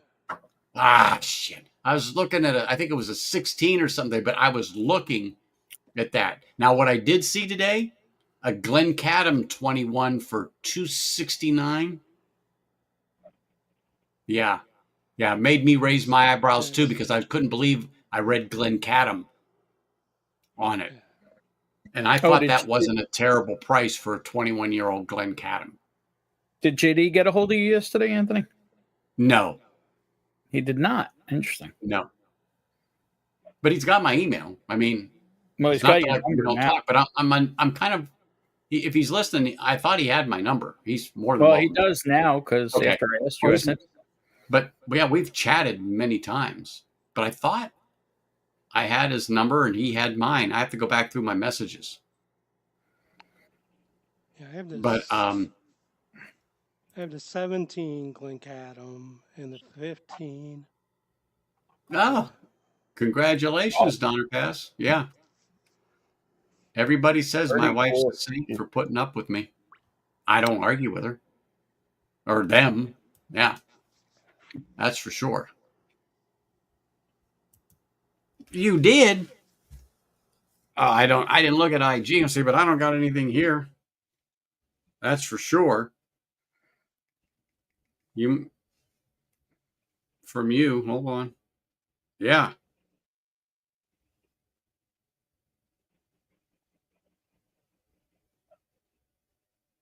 Yep, I'm looking.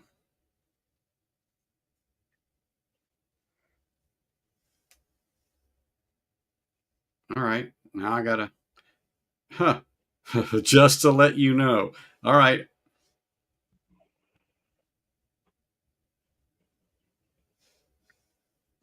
Now I'm seeing yesterday at 7:15 on Instagram. Are you kidding me? That cannot be.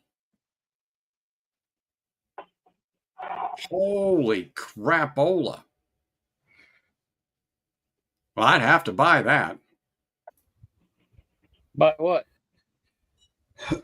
Lagavulin Offerman, the Caribbean rum cask, for $40. Yeah. Jigs is shaking his head. Yeah, for $40. Yeah. Now that's my kind of price. Shit, yeah. Well, they're $100 generally. They're $100. And that's not a bad Offerman. I did not like the charred oak. The charred oak I did not like. But years later, it has opened up enough that I can drink it, where before it was tough for me to choke that shit down. But now I can go through it, but I don't have a backup for the charred oak. I got a backup for the Guinness. Oh my God. 2 hours after I got the bottle and 3 pours later, I had my wife drive me back to the shop, and I got to get that bottle. I got to get that bottle. So I bought the next one. Mm-hmm.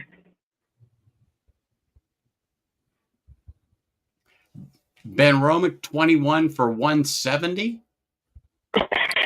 I mean, any Scotch over 20 years, sub $200 is. Yeah. Fair. I'm not going to argue for that price for a 21-year-old. Like I said, the Glencadam 21 was $269, and I could still get my 15% off it. I think it was a Total Wine off of that price. So Yeah, I it's would get it. Yeah, exactly. Exactly. And I like Glencadam. I like Glencadam a lot. But then I like that Glengoyne 25 too that they had there. But it was a few more shekels. And then that Glengoyne 21. I mean, it's a slippery slope. It's a slippery slope.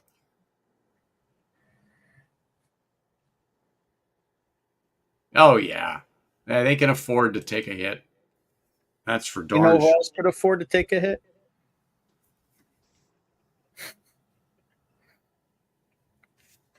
And I'm going to avoid the politics, but I was just thinking about a hit that happened yesterday. You know.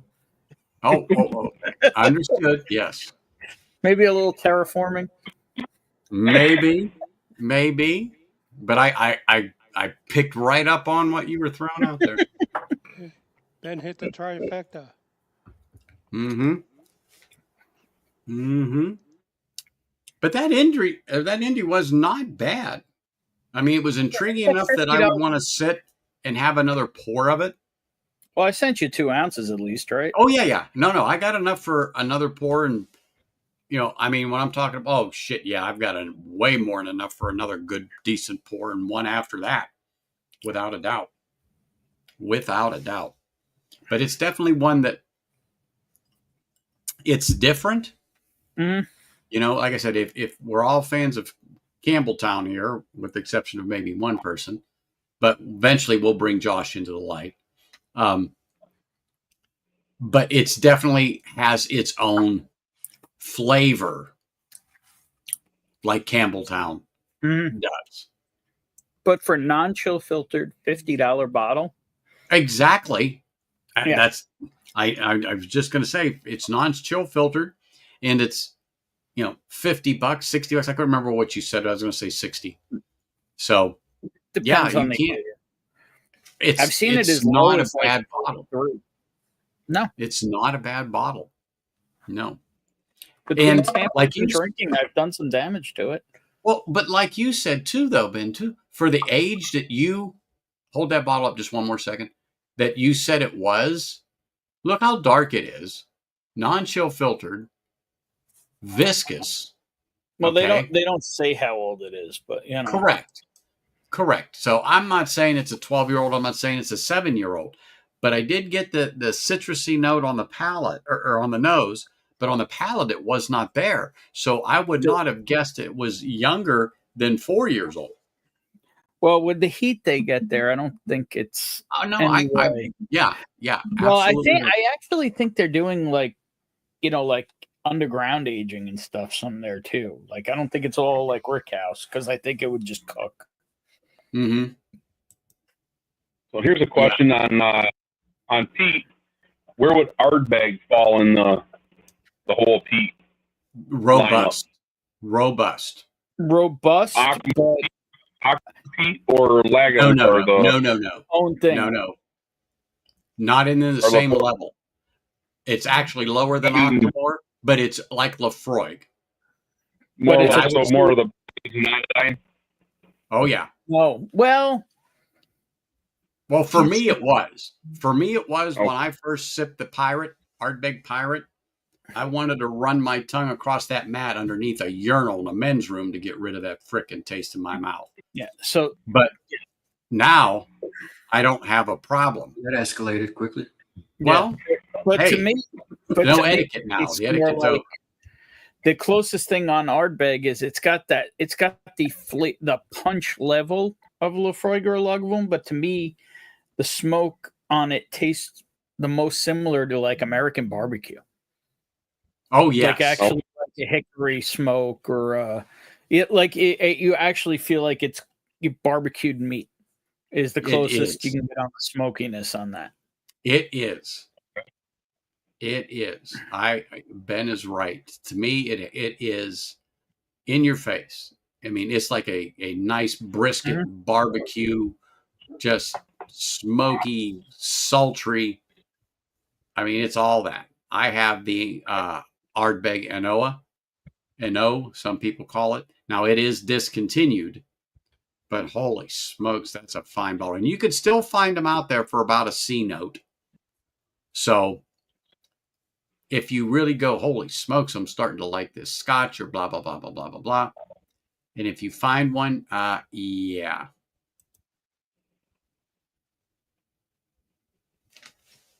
Oh, hold on. Yep, I got you, JD. I got you. Oh my gosh, hold on. Yep. I got the link. Thank you. I got the link. So I got his text now. I did what I could. Everything is good. Everything is so good. Is Livewire on? No. I don't know. Yeah, truthfully, I don't, because I didn't see a thumbnail. But I didn't look before my stream. I looked earlier, and now I just looked at the time. And even though it's sitting literally in front of me, when I look at the camera, the time is in front of me. I somehow managed to block that shit out all the time. And I stare at that little corner of my monitor. And I put this big ass clock there for a reason, so I could see the time. Yes, doggy. Yes, doggy. Olivia May came in for a visit. Ardbeg sells a box set around Christmas with the 5, 10, and Eno, all 200 mils. That would be a nice little starter thing, but if you can find the Enoa, then you need to buy it because it's no more. I know that's going away. What's on the shelf is what's on the shelf. Eno is discontinued? I did not know that. Yeah, I haven't seen more, and that's what I've been told. And I've already got mine, but I have the one in the silver container that has the smoker for your barbecue and stuff. Yeah, I bought it because it was the same price as the one that was sitting on the shelf versus in the tube, and I wanted the tube. That's the only reason. That is the only reason that I picked that up. Yep. Wait a minute. Oh, Boonahaben 2012? Yeah. 10 Well, Yeah, that's nice. That's nice. I can't trigger that. That's amore. First fill sherry butt.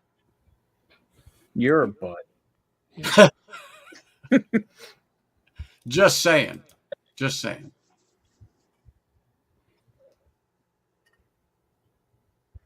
All righty. Thank you very much for popping in. You're always welcome. Appreciate Cheers, it Kathy. having you here, Kathy. Have a good night. Well, shoot. All right, I gotta get something poured. Yeah. What are we thinking? Brook Lottie 18. I believe I have a sample of that from. I left mine in my other wallet. You did? Oh, shit. Tamdu, Belvini. Yes, I see you. Lagavulin. Glenn What up, Glassall. What is it? No, I'm just talking to the dog. Never mind. Oh. Glenn Glassall, Glenn Goyne, 18. Boing, boing, boing. Klein Leash. Glen Cadam, Glen Scotia 15, Port Charlotte heavily peated. How about the Old Malt Cask Tamdale 15? What do you got, Joe? I'm with the Russell's 10 LLME. Oh shit, Russell's. Yeah, I got some of those. Not that one, but I've got Russell's. Yes. This is the 20. Oh, yeah. No, I know I don't have that one. Henry McKenna. I haven't had that in a minute. Calumet 15. I'm just looking, glancing. Basil Hayden's happens to be up front and center, but I'm not going to have that. I love me some Basil Hayden's. Hey, Oh, boy. Careful. for Might be company. some in your stocking. Christmas. Be careful. Basil Hayden right there with Long Branch.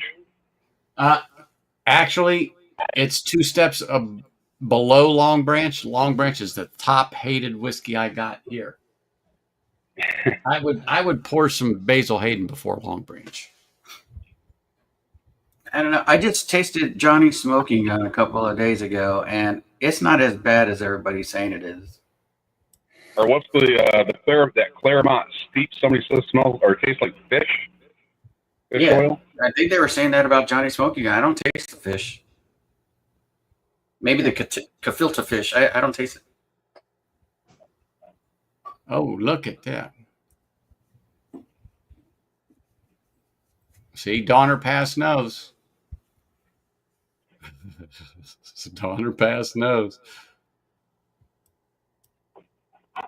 Wait, Lismore is Glenfarclas? Did not know that. Somebody who actually knows about Lismore. I know where Lismore is sitting. Interesting. I found, is it Rosebud? Rosebud? Donner Pass, are all Lismores Glenfarclas or just the 18? Watch your tail. Watch your tail. Did you hear me, Sally? Watch your tail. I'm going over here. Watch. Okay, thank you for your paw, but watch your tail. Watch your I see tail. there's a Glenfarclas 70 year dropping.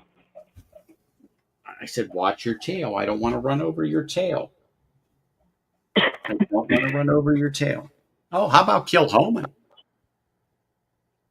Ooh, I got a sample of Kilhoman sitting here. I could do that. Which Not one going do to you make have? This is, I don't even know who sent me this. I hate when that comes to that. But this is a Kilhoman PX 2021 47.3 ABV. Shit, I finished mine. I've got Machir Bay sitting here. So, And, close enough. oh, that's fine. Yeah. I got Machir Bay. This even could be from Anthony. I don't know, though. I don't see him being a masking tape kind of guy. But I got Tomatin 12 right at my, well, not only not my feet, but it's on the shelf here. Yeah. So, what are you pouring? I don't know. Oh, I have a whole bunch of sketch samples. Yeah, 10 I've got bottles. almost all my samples to my right. Almost. I have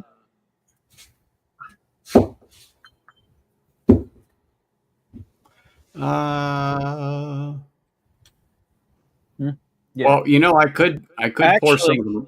I could pour some of the mermaid. or you could pour some of this one, even though you wanted to kind of review it. What is it?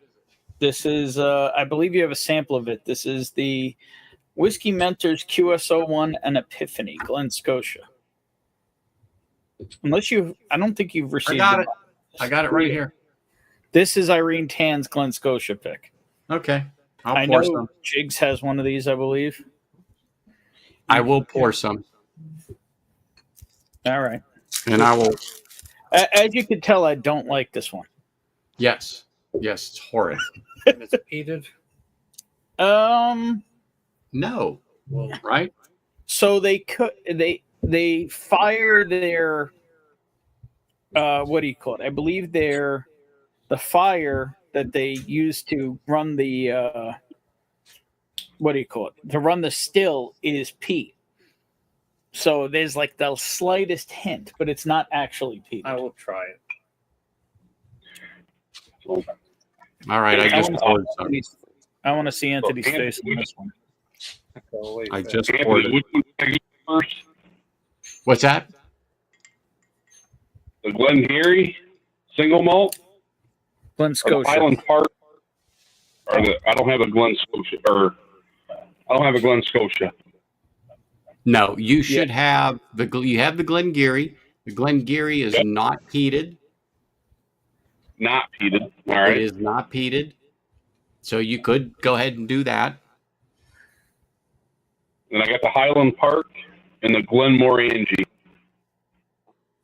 Which Highland Park? What does it say? Yeah, which Highland Park? Does it just say Highland Park? Or No. A full volume. Oh, okay, I did. I thought I gave you the full volume. So that's the 18-year-old. Ooh. Yeah. Yeah, that's So go junk. with that one. You don't want to drink. Absolutely. Yeah, Absolutely. Yeah, and it's cast strength too. Oh, yeah. I think we should see Anthony full screen tasting this the first time. Well, And, you're and talking as about you me. taste this, the last I knew, she still had some. Okay, hold on. L'chaim. L'chaim.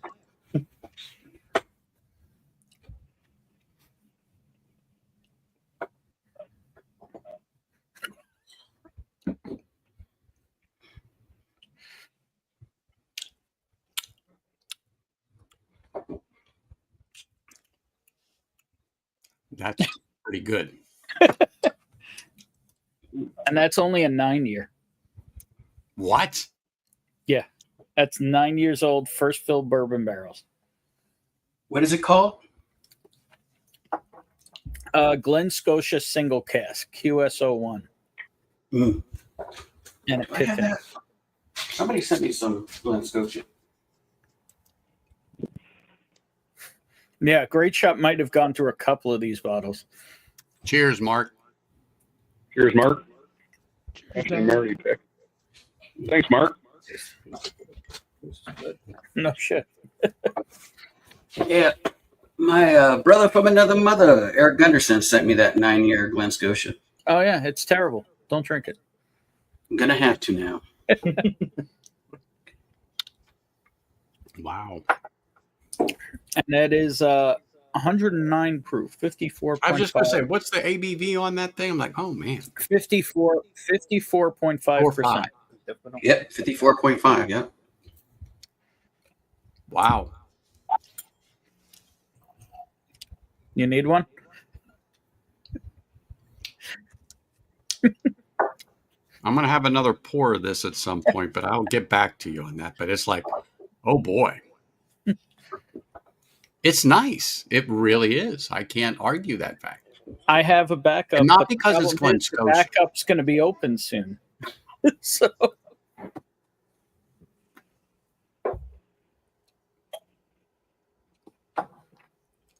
Josh has a very confused look on. Did you just try Highland Park? Yeah. He's like looking up at the ceiling. He's chewing on it. He's He gave letting the the old flavor Highland develop. Park stare. He's letting the flavor develop. He's doing it right. He's It tastes like I'm in a hospital. real. That's It's like I'm in a hospital. Wow. You sure you're not having a mini stroke over there? So what do you mean by that though? I'm interested. yes. Get an iodine off of it. Iodine. Off of full volume. Hang on a second. Cheers, Eric Gunderson. Appreciate this.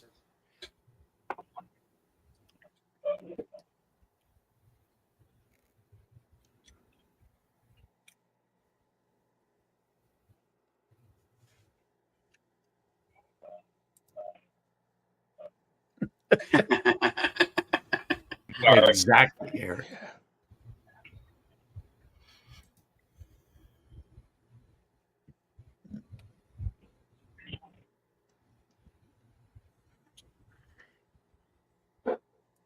I don't think that's my cup of tea.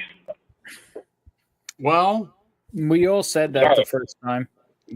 then the third time.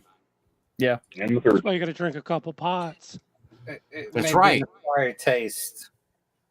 What's that? It may be an acquired taste. He's with you. He's not into it. I'm not a peaty guy myself, so But as time progressed, I started to like it. It's like coffee or anything else. as time progressed, that means the more pours he's had. Oh well, Joe, you act like that's a bad thing. It's not. It's not. It isn't. And you know what, though? It's one of those things. Okay. So that is, I'm surprised you said you got the medicinal taste out of it. You know, Yeah, Yeah, imagine if he had Lafroig or Lagavulin. Oh. Yeah. He'd probably die. Lafroy. It'd be Band-Aids and hate. I mean, I get that. Yeah, like I said, it's like I got a hospital taste in my mouth. So let me ask you, was it sweet at all? No. Well, no, chemical, like more of a chemical. I get a chemical palate off that. Mm-hmm. Yeah, no. Full volume is kind of a flavor punch of a first Highland Park. I mean, it literally is called full volume. For a reason. But Yeah. It's not a high peated whiskey. It isn't. And that's why I was confident in giving it to you. I mean, it's peated, but you know what? It's so slight to me. I mean, I know it's there, but the peat is On the nose, it's not. It didn't seem bad on the nose. I took a smell. I smelled an Octomore 15.3, and that was horrible. Well, But everyone talked about fruit bombs I've got afterwards. the 15.3 if you want to repeat it. If you want, I've got the 15.3. Mr. Jiggs will tell you, oh, yes, absolutely. But, and even though the 15.3 is considered heavily peated in parts per million, it's way above what you're drinking. Way above.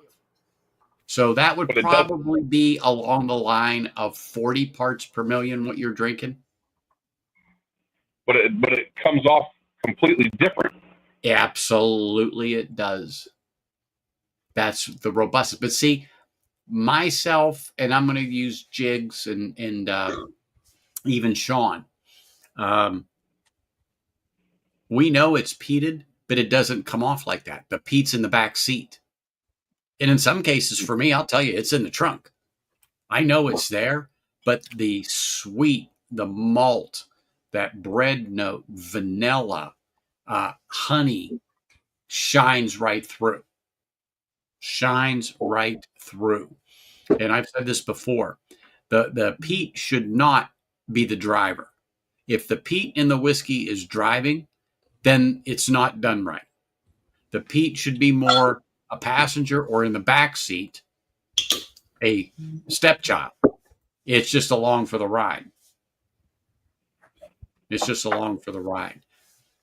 Yeah, I But just poured some Highland Park cast strength, and I could smell. I get the little bit of peat, but it's not overpowering. Highland Park cash strength, I believe not, I think is technically not peated. It's in the presence of so much peat that it gets a little bit, but I Yeah. think they technically call it not peated. Really, this one's smoky. It's I don't very know. smoky. Anthony might correct me on that.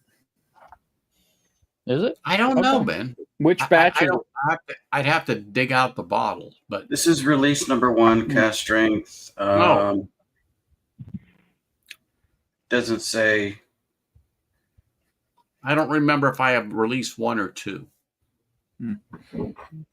I like the bottle design though. Mm-hmm. It's really nice. Now that Johnny Walker green, absolutely. I didn't think about that Donner Pass, or I could have dropped that off at his house. That Johnny Walker green, absolutely. That Johnny Walker green. It's a 15-year Scotch. Oh, I really like it. I've had, and when I first got into whiskey again, it was Johnny Walker Black, and I kind of liked that. Nope, that's a no-go. Johnny Walker Black, really, I don't consider that a Scotch, but I don't. If you like it, you like it, and that's all good. That's all that counts. But I thought it was good. I got it first. I have to 15.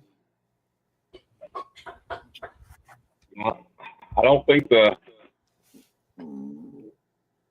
Glengarry is gonna work either.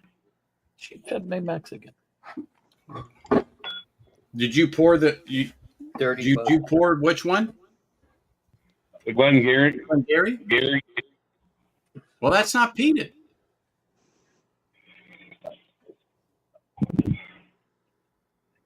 Well, okay. I'll have to go back to it then. Maybe I still got that all lingering all over the place. Let me just say this. There's a slight chance that the grain passed by the kiln that was roasting a whole nother batch of grain, and just by mere coincidence it passed. It may have picked up a hint, but I doubt it.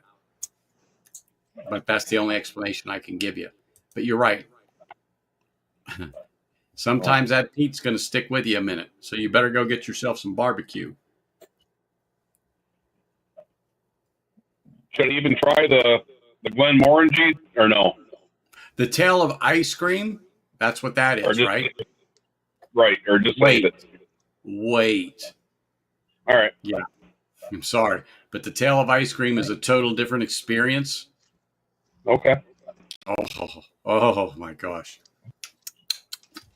And I have it right here. I know I got it right here. It's right here on the shelf. Ale of ice cream, right next to the Glengarry.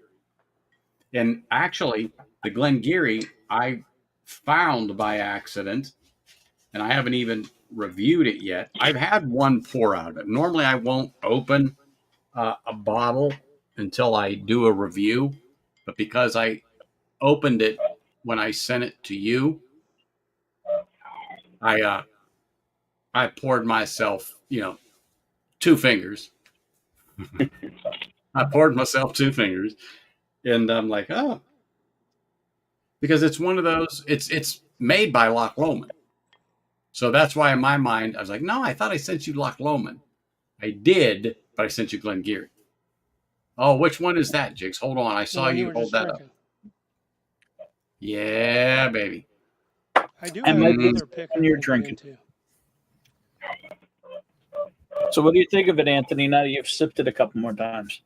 Oh, I went and put a little more in there since we were talking, and no, I've got to sit down with that. That's one's going to be like a after work on a Friday Mm-hmm.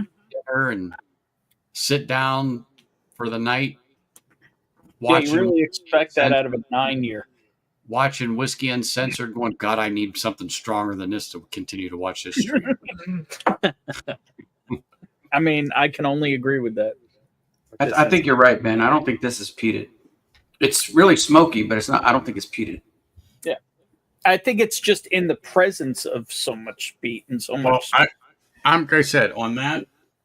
I have that release. I think it's one also, but I have to dig it out. And I know it's on this shelf somewhere. Don't worry about it. Yeah, but and I would pour it, but with all the other stuff I still remember when I found those full volumes, and I'm like, Anthony, do you need a full volume? What was it, like $70 or something like that? Yeah, I couldn't pass it up. I said to him, "Are you kidding me?" I bought it before you even said yes. I already had it. He knew. Yeah. Well, I was keeping it. If not, or I was going to find a home for it. And then he and I reviewed it at the same time. We waited. Mm-hmm. But it's really good. I'll go back to these two, and I'll keep trying them in different days. Well, you know what, Josh? It's one of those things. You have to get the taste. So now you understand the taste. And that's how I was. I mean, it was Band-Aids and hate. And I'm going to borrow Ben's expression. But I was a peated whiskey drinker before that. But I got out of it for 20 years. I just didn't. I mean, I would have a whiskey here and there. But you got jumped out. It was, Miller High Life, the champagne of beers. That's what I was just buying all the time. Anyway, and I got back into it, and the first one I jumped into was the Ardbeg Pirate Committee. I think that was a committee release. And, oh my gosh, it was the worst experience I had. I'm like, I don't remember peat being like this. I didn't. I was like, this is horrible. And it cured me from peat for a minute until I got a High West finished in a ex-peated Scotch barrel. I have that one. Yep. I was going to say, I think you have it, Joe. And the taste was there, the medicinal in it, but the sweetness of the whiskey was coming through.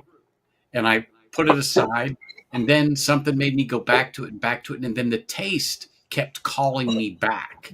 And so I would just have a little bit, not even maybe an ounce if you were lucky in a glass. And I would just slowly sip on it. And then I knew what I was getting into. So then I went back to Ardbeg, did another event. And I went into the Ardbeg 10. Boom, that did it. That was the hook. The hook got set because the flavor it didn't shock me. I knew what to expect, but it was more in the back seat than driving. And so that is what made a huge difference. Huge, huge difference. It was called the American Prairie from High West. That's it. American Prairie. You got the bottle right there, Joe? Yeah. Hold on. That's it. Oh, you got a lot in there. Mine doesn't look like that. Yeah, I'm not a big fan. Oh, so I'll call you when I get low. Okay. Was that the one that tasted like cigarettes? I'm gonna taste it for you, Ben. Just there in case. Was an American Prairie. Hey, Joe, we're not here to punish you, brother. We're not. No, there was one American Prairie finished in peated Scotch that came out here. That literally the tasting notes were like. Although I shouldn't be ruining my palate because I got a battle tomorrow, so probably not. Oh yeah, that's right. That's right. Be careful. Next time I'll do it on your channel. Tried it before. I don't remember. I was going to say we tried.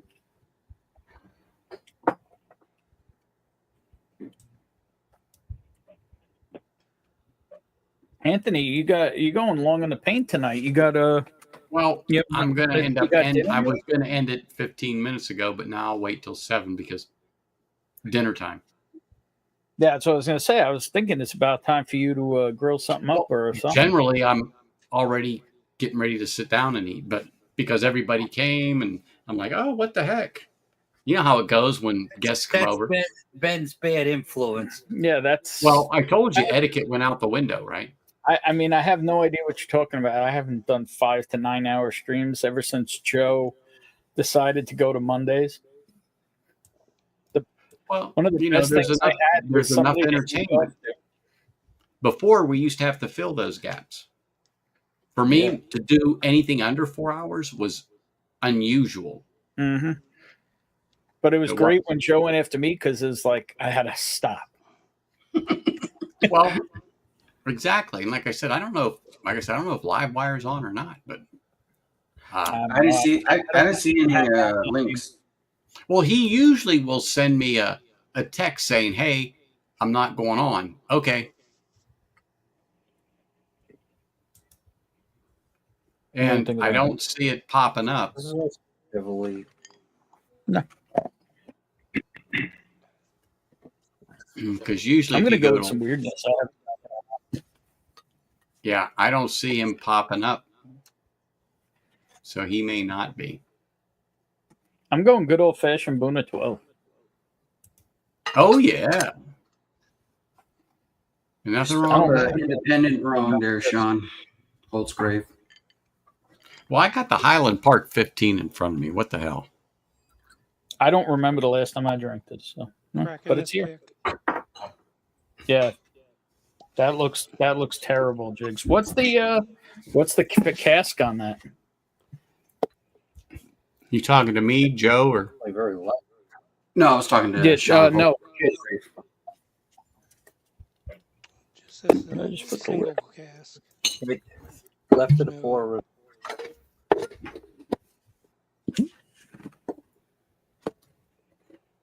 So I'm going to say probably bourbon.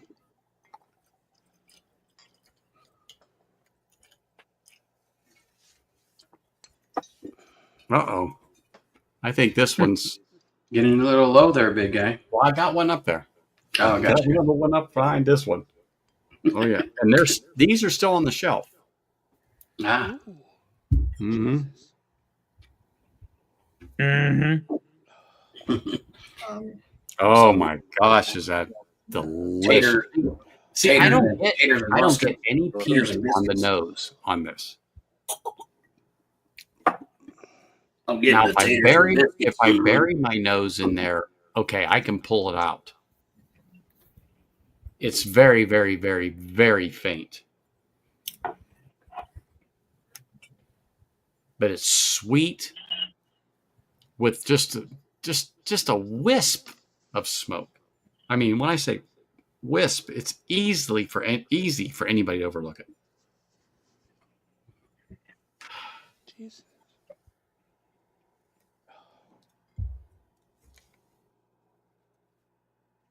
Oh, you'll like this, Ben. And there it is on the palate. I mean, but it's not overpowering. It's not Band-Aids and hate. It's sweet and smoky. The smoke is an accent to the sweetness and how it just kind of wraps around everything going on. So I got what you're saying, Josh. It's still there, and you probably still taste it. I got it. It's still lingering. Oh yeah, it's gonna linger. He's probably still gonna. He's gonna burp tomorrow and be like, "Damn it, there it is." Oh my gosh. Oban 15 or the Twin Foxes in Oban. Oh my gosh. No, you never had Twin Foxes, did you, Eric? So, Anthony, I actually asked the Oban rep in New York, and he says he doesn't think that ever came to the U.S. Bullshit everywhere. I mean, it was when I bought it. The Twin Fox was? Maybe Yep. not. It might never have come to New York. Okay, that's what I wanted to know. You and I talked about that before, and I made a note but I wrote other things on it. That's what I wanted to confirm. You have not had it. And I told you you would, so I'll drop it off. But that's all I needed to know. Because I had a note with his name on it, and it just being he said the 15, that went, oh shit, yeah. And I was writing some other stuff, and I'm like, was that for him or was that for somebody else? All right, now I know.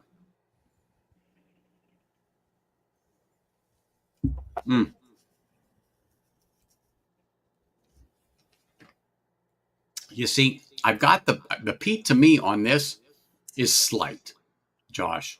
And Jigs would probably say the same thing. I mean, it's there, but it's a backseater to everything else going on in the whiskey. So what you see in a non-peated whiskey, so have you had Smoke Wagon? Me? Yeah. No. What? I'm sorry. Yeah. I'm like, okay, that's like Sorry about that. It just came out. no, you just beat me to it. You were quicker. What? You haven't had Smoke Wagon? Okay. No. Okay. Well, I know you don't Can't lead say a I've sheltered life. We can fix I it. can't ever proceed. So Oh, no thanks needed, sir. I had a note here with your name on it, but there was other stuff, and I wasn't sure. And I know it's been a minute since you and I talked about it, but you jogged my memory when you said Oban 15, and that's why I'm like, oh, where's that note? Okay. Hey, Josh, send me an email. I'll send you a flight of various different smoke wagons. okay. I'm serious, Josh. I'm not just saying it because they're like down the street from me. But Smoke wagons, they're bourbons though. yeah. Well, I mean, the one thing I will say is Josh has had plenty of MGP. And Exactly. And high rye MGP for the most part. Yeah. yes, 36, Ben, Joe. Yeah. Well, Somewhere except in there. for the new picks are the highest rye 5149s. Oh yeah. Like And then there are ryes also. yes, Which are usually 55. yes. So. Oh. So this is the rye. Let me solo myself here. And this freaking thing is good. I've just forced myself not to go into it, but this is the rye. And this is batch 3. A is an apple from 2023. And this is the old way they labeled them by hand. Now, 3A means that's the first one they did of this particular series. So if they did another one, it would be 3B like boy, 3C like Charlie. Now, the picks that Ben's talking about, like this one right here. This one is, which one was this? This is Sunset Market here in Vegas, coming in at 60.8 ABV. It's a cinnamon bomb. So you gotta like that nice rye spice cinnamon with some vanilla. That's what this thing is. Now this one I haven't opened. The other ones I've got. The other one I have opened, and it's 7-year-old. It's age stated, MGP. But what they do is they get it from MGP and they age it here in the heat of Nevada, about 5-6 miles from me. You want to see something? Yeah. Speaking of in the heat, do you want to see something insane I found on a shelf here recently? Insane. Let's see it. So, well, Smoke Wagon, right? Yeah. Turn it around because I want to see the back of it. Holy shit! You probably got one that's older than mine. Because I'm in that number. I could be 27. I might have you by a few. All I got left are in the All right. 70s. I guess we're whipping them out. Hey, Yeah, but here's the thing. There's $68 and there's a shelf full of them.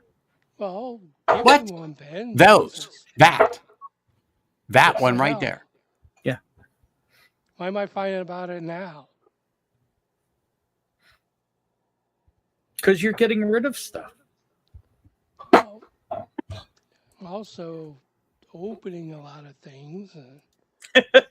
Okay. I'm getting I mean, rid I of could stuff I stop don't want there to in the drink. next day or two and see if they're still there. All right. So the thing is, Josh, back Holy then, smoke. he had some premium bottles that he was Oh yeah. barrels. I mean, So This is- now yeah. I gotta see what mine is. I think yours might be older. Oh, that's well. I've also older been than trying anything to I got. catch up on all my hand deliveries, but luckily I've had a little help in the last day or so. So they That's what they'll cousins are smoke wagon for. has little barrels, is what you're saying. Well, there was definitely older whiskey in these old batches. There's a lot of people would say the newer batches aren't as good. I don't know if I agree with that or not, but the old batches were just a guaranteed hit. Now they're an NDP. They source and blend. So they contract distill with MGP Okay. and then blend the barrels. And the uncut unfiltered is all 36% high rye bourbon. All right, you ready? Mm-hmm. Now, what was the date bottled on yours? 12/7 of 20. You ready? Yep. 12, 12, 20, and it's 32. There you go. And that bottle's terrible, I'm sure. I haven't never opened it because I had one before it. So I've not had a reason to open it. Joe's big dick in all of us. Please hold. Yeah. So, Well, this is my favorite one right here. so But it's not as young as your guys's, or 46. no. The birth date is what matters to me.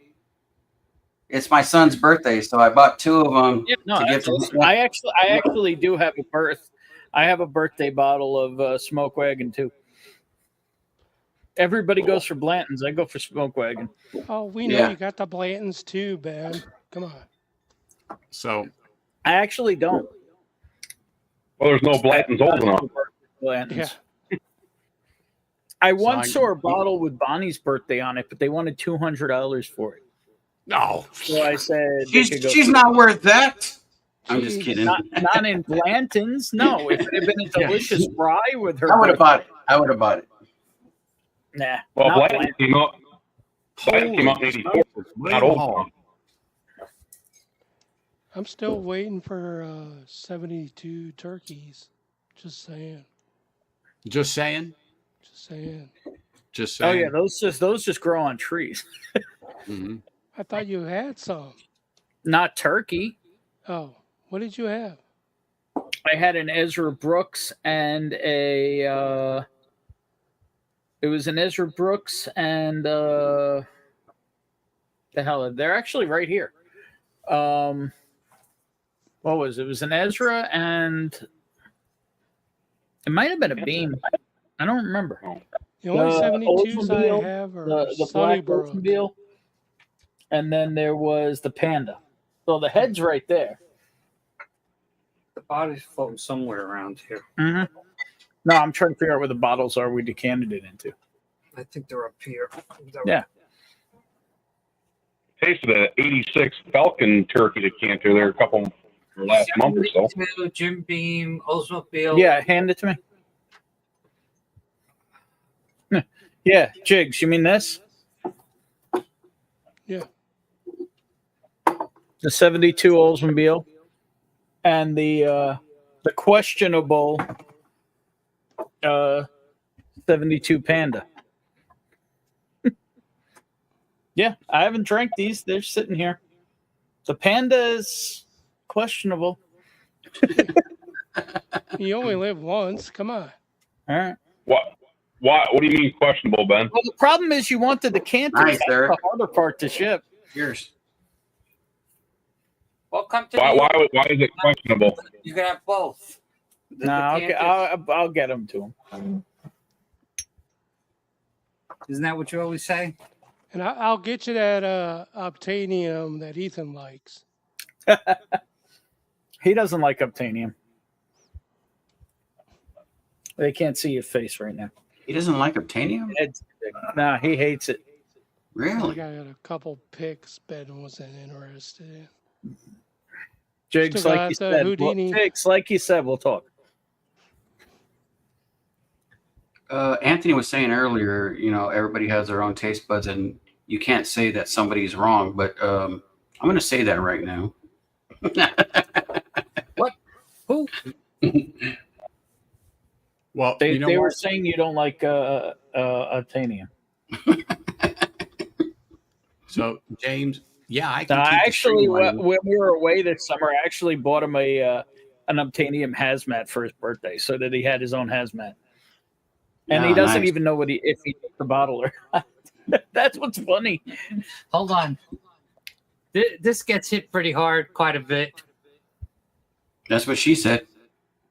Yeah, this is his second favorite to the obtainium. Amongst other stuff that gets fried. I have to keep this stag well stocked, or it will disappear. Oh well. Hey, Ben, Gonna try- cheers. I get to try the assortment, as well as other people get to enjoy their What- hand so- delivery. So, what is your favorite that you've tasted there at Ben's house?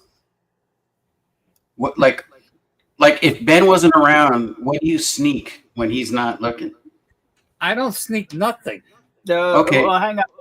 There's a bottle here that tells the tale. It's right over here. No, that's back on the shelf. You know what bottle? Oh, you mean the one when I didn't know any better? Yeah, he didn't know any better, so he I first got into it with him.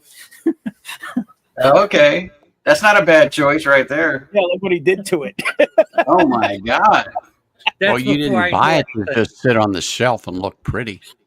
Can I have a sip for 20? here in one night. Wow. That's before I didn't know anything about anything of.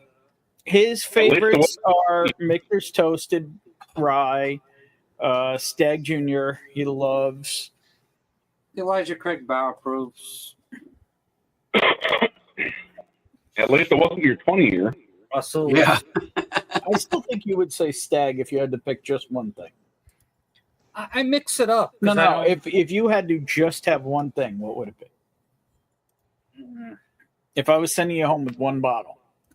That's a difficult thing. Because I've also tried a lot of stuff that probably, I don't know. That's a very hard decision to make. Sounds like he's a Kentucky whiskey guy, though. I would say more than MGP. Yeah, definitely. He might lean a little more to the Joe side.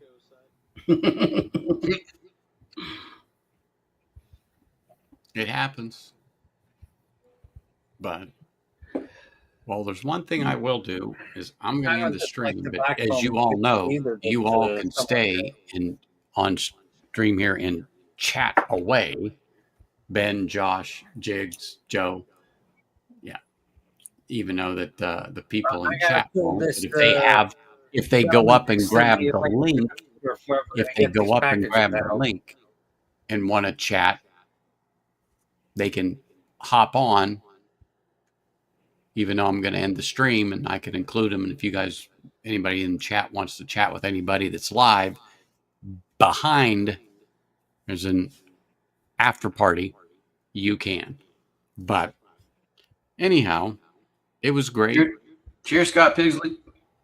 Yes, absolutely, to our boy Scott. I do miss him, and Cheers, Scott. I do think about him. That's for darn sure. So raise it to Scott.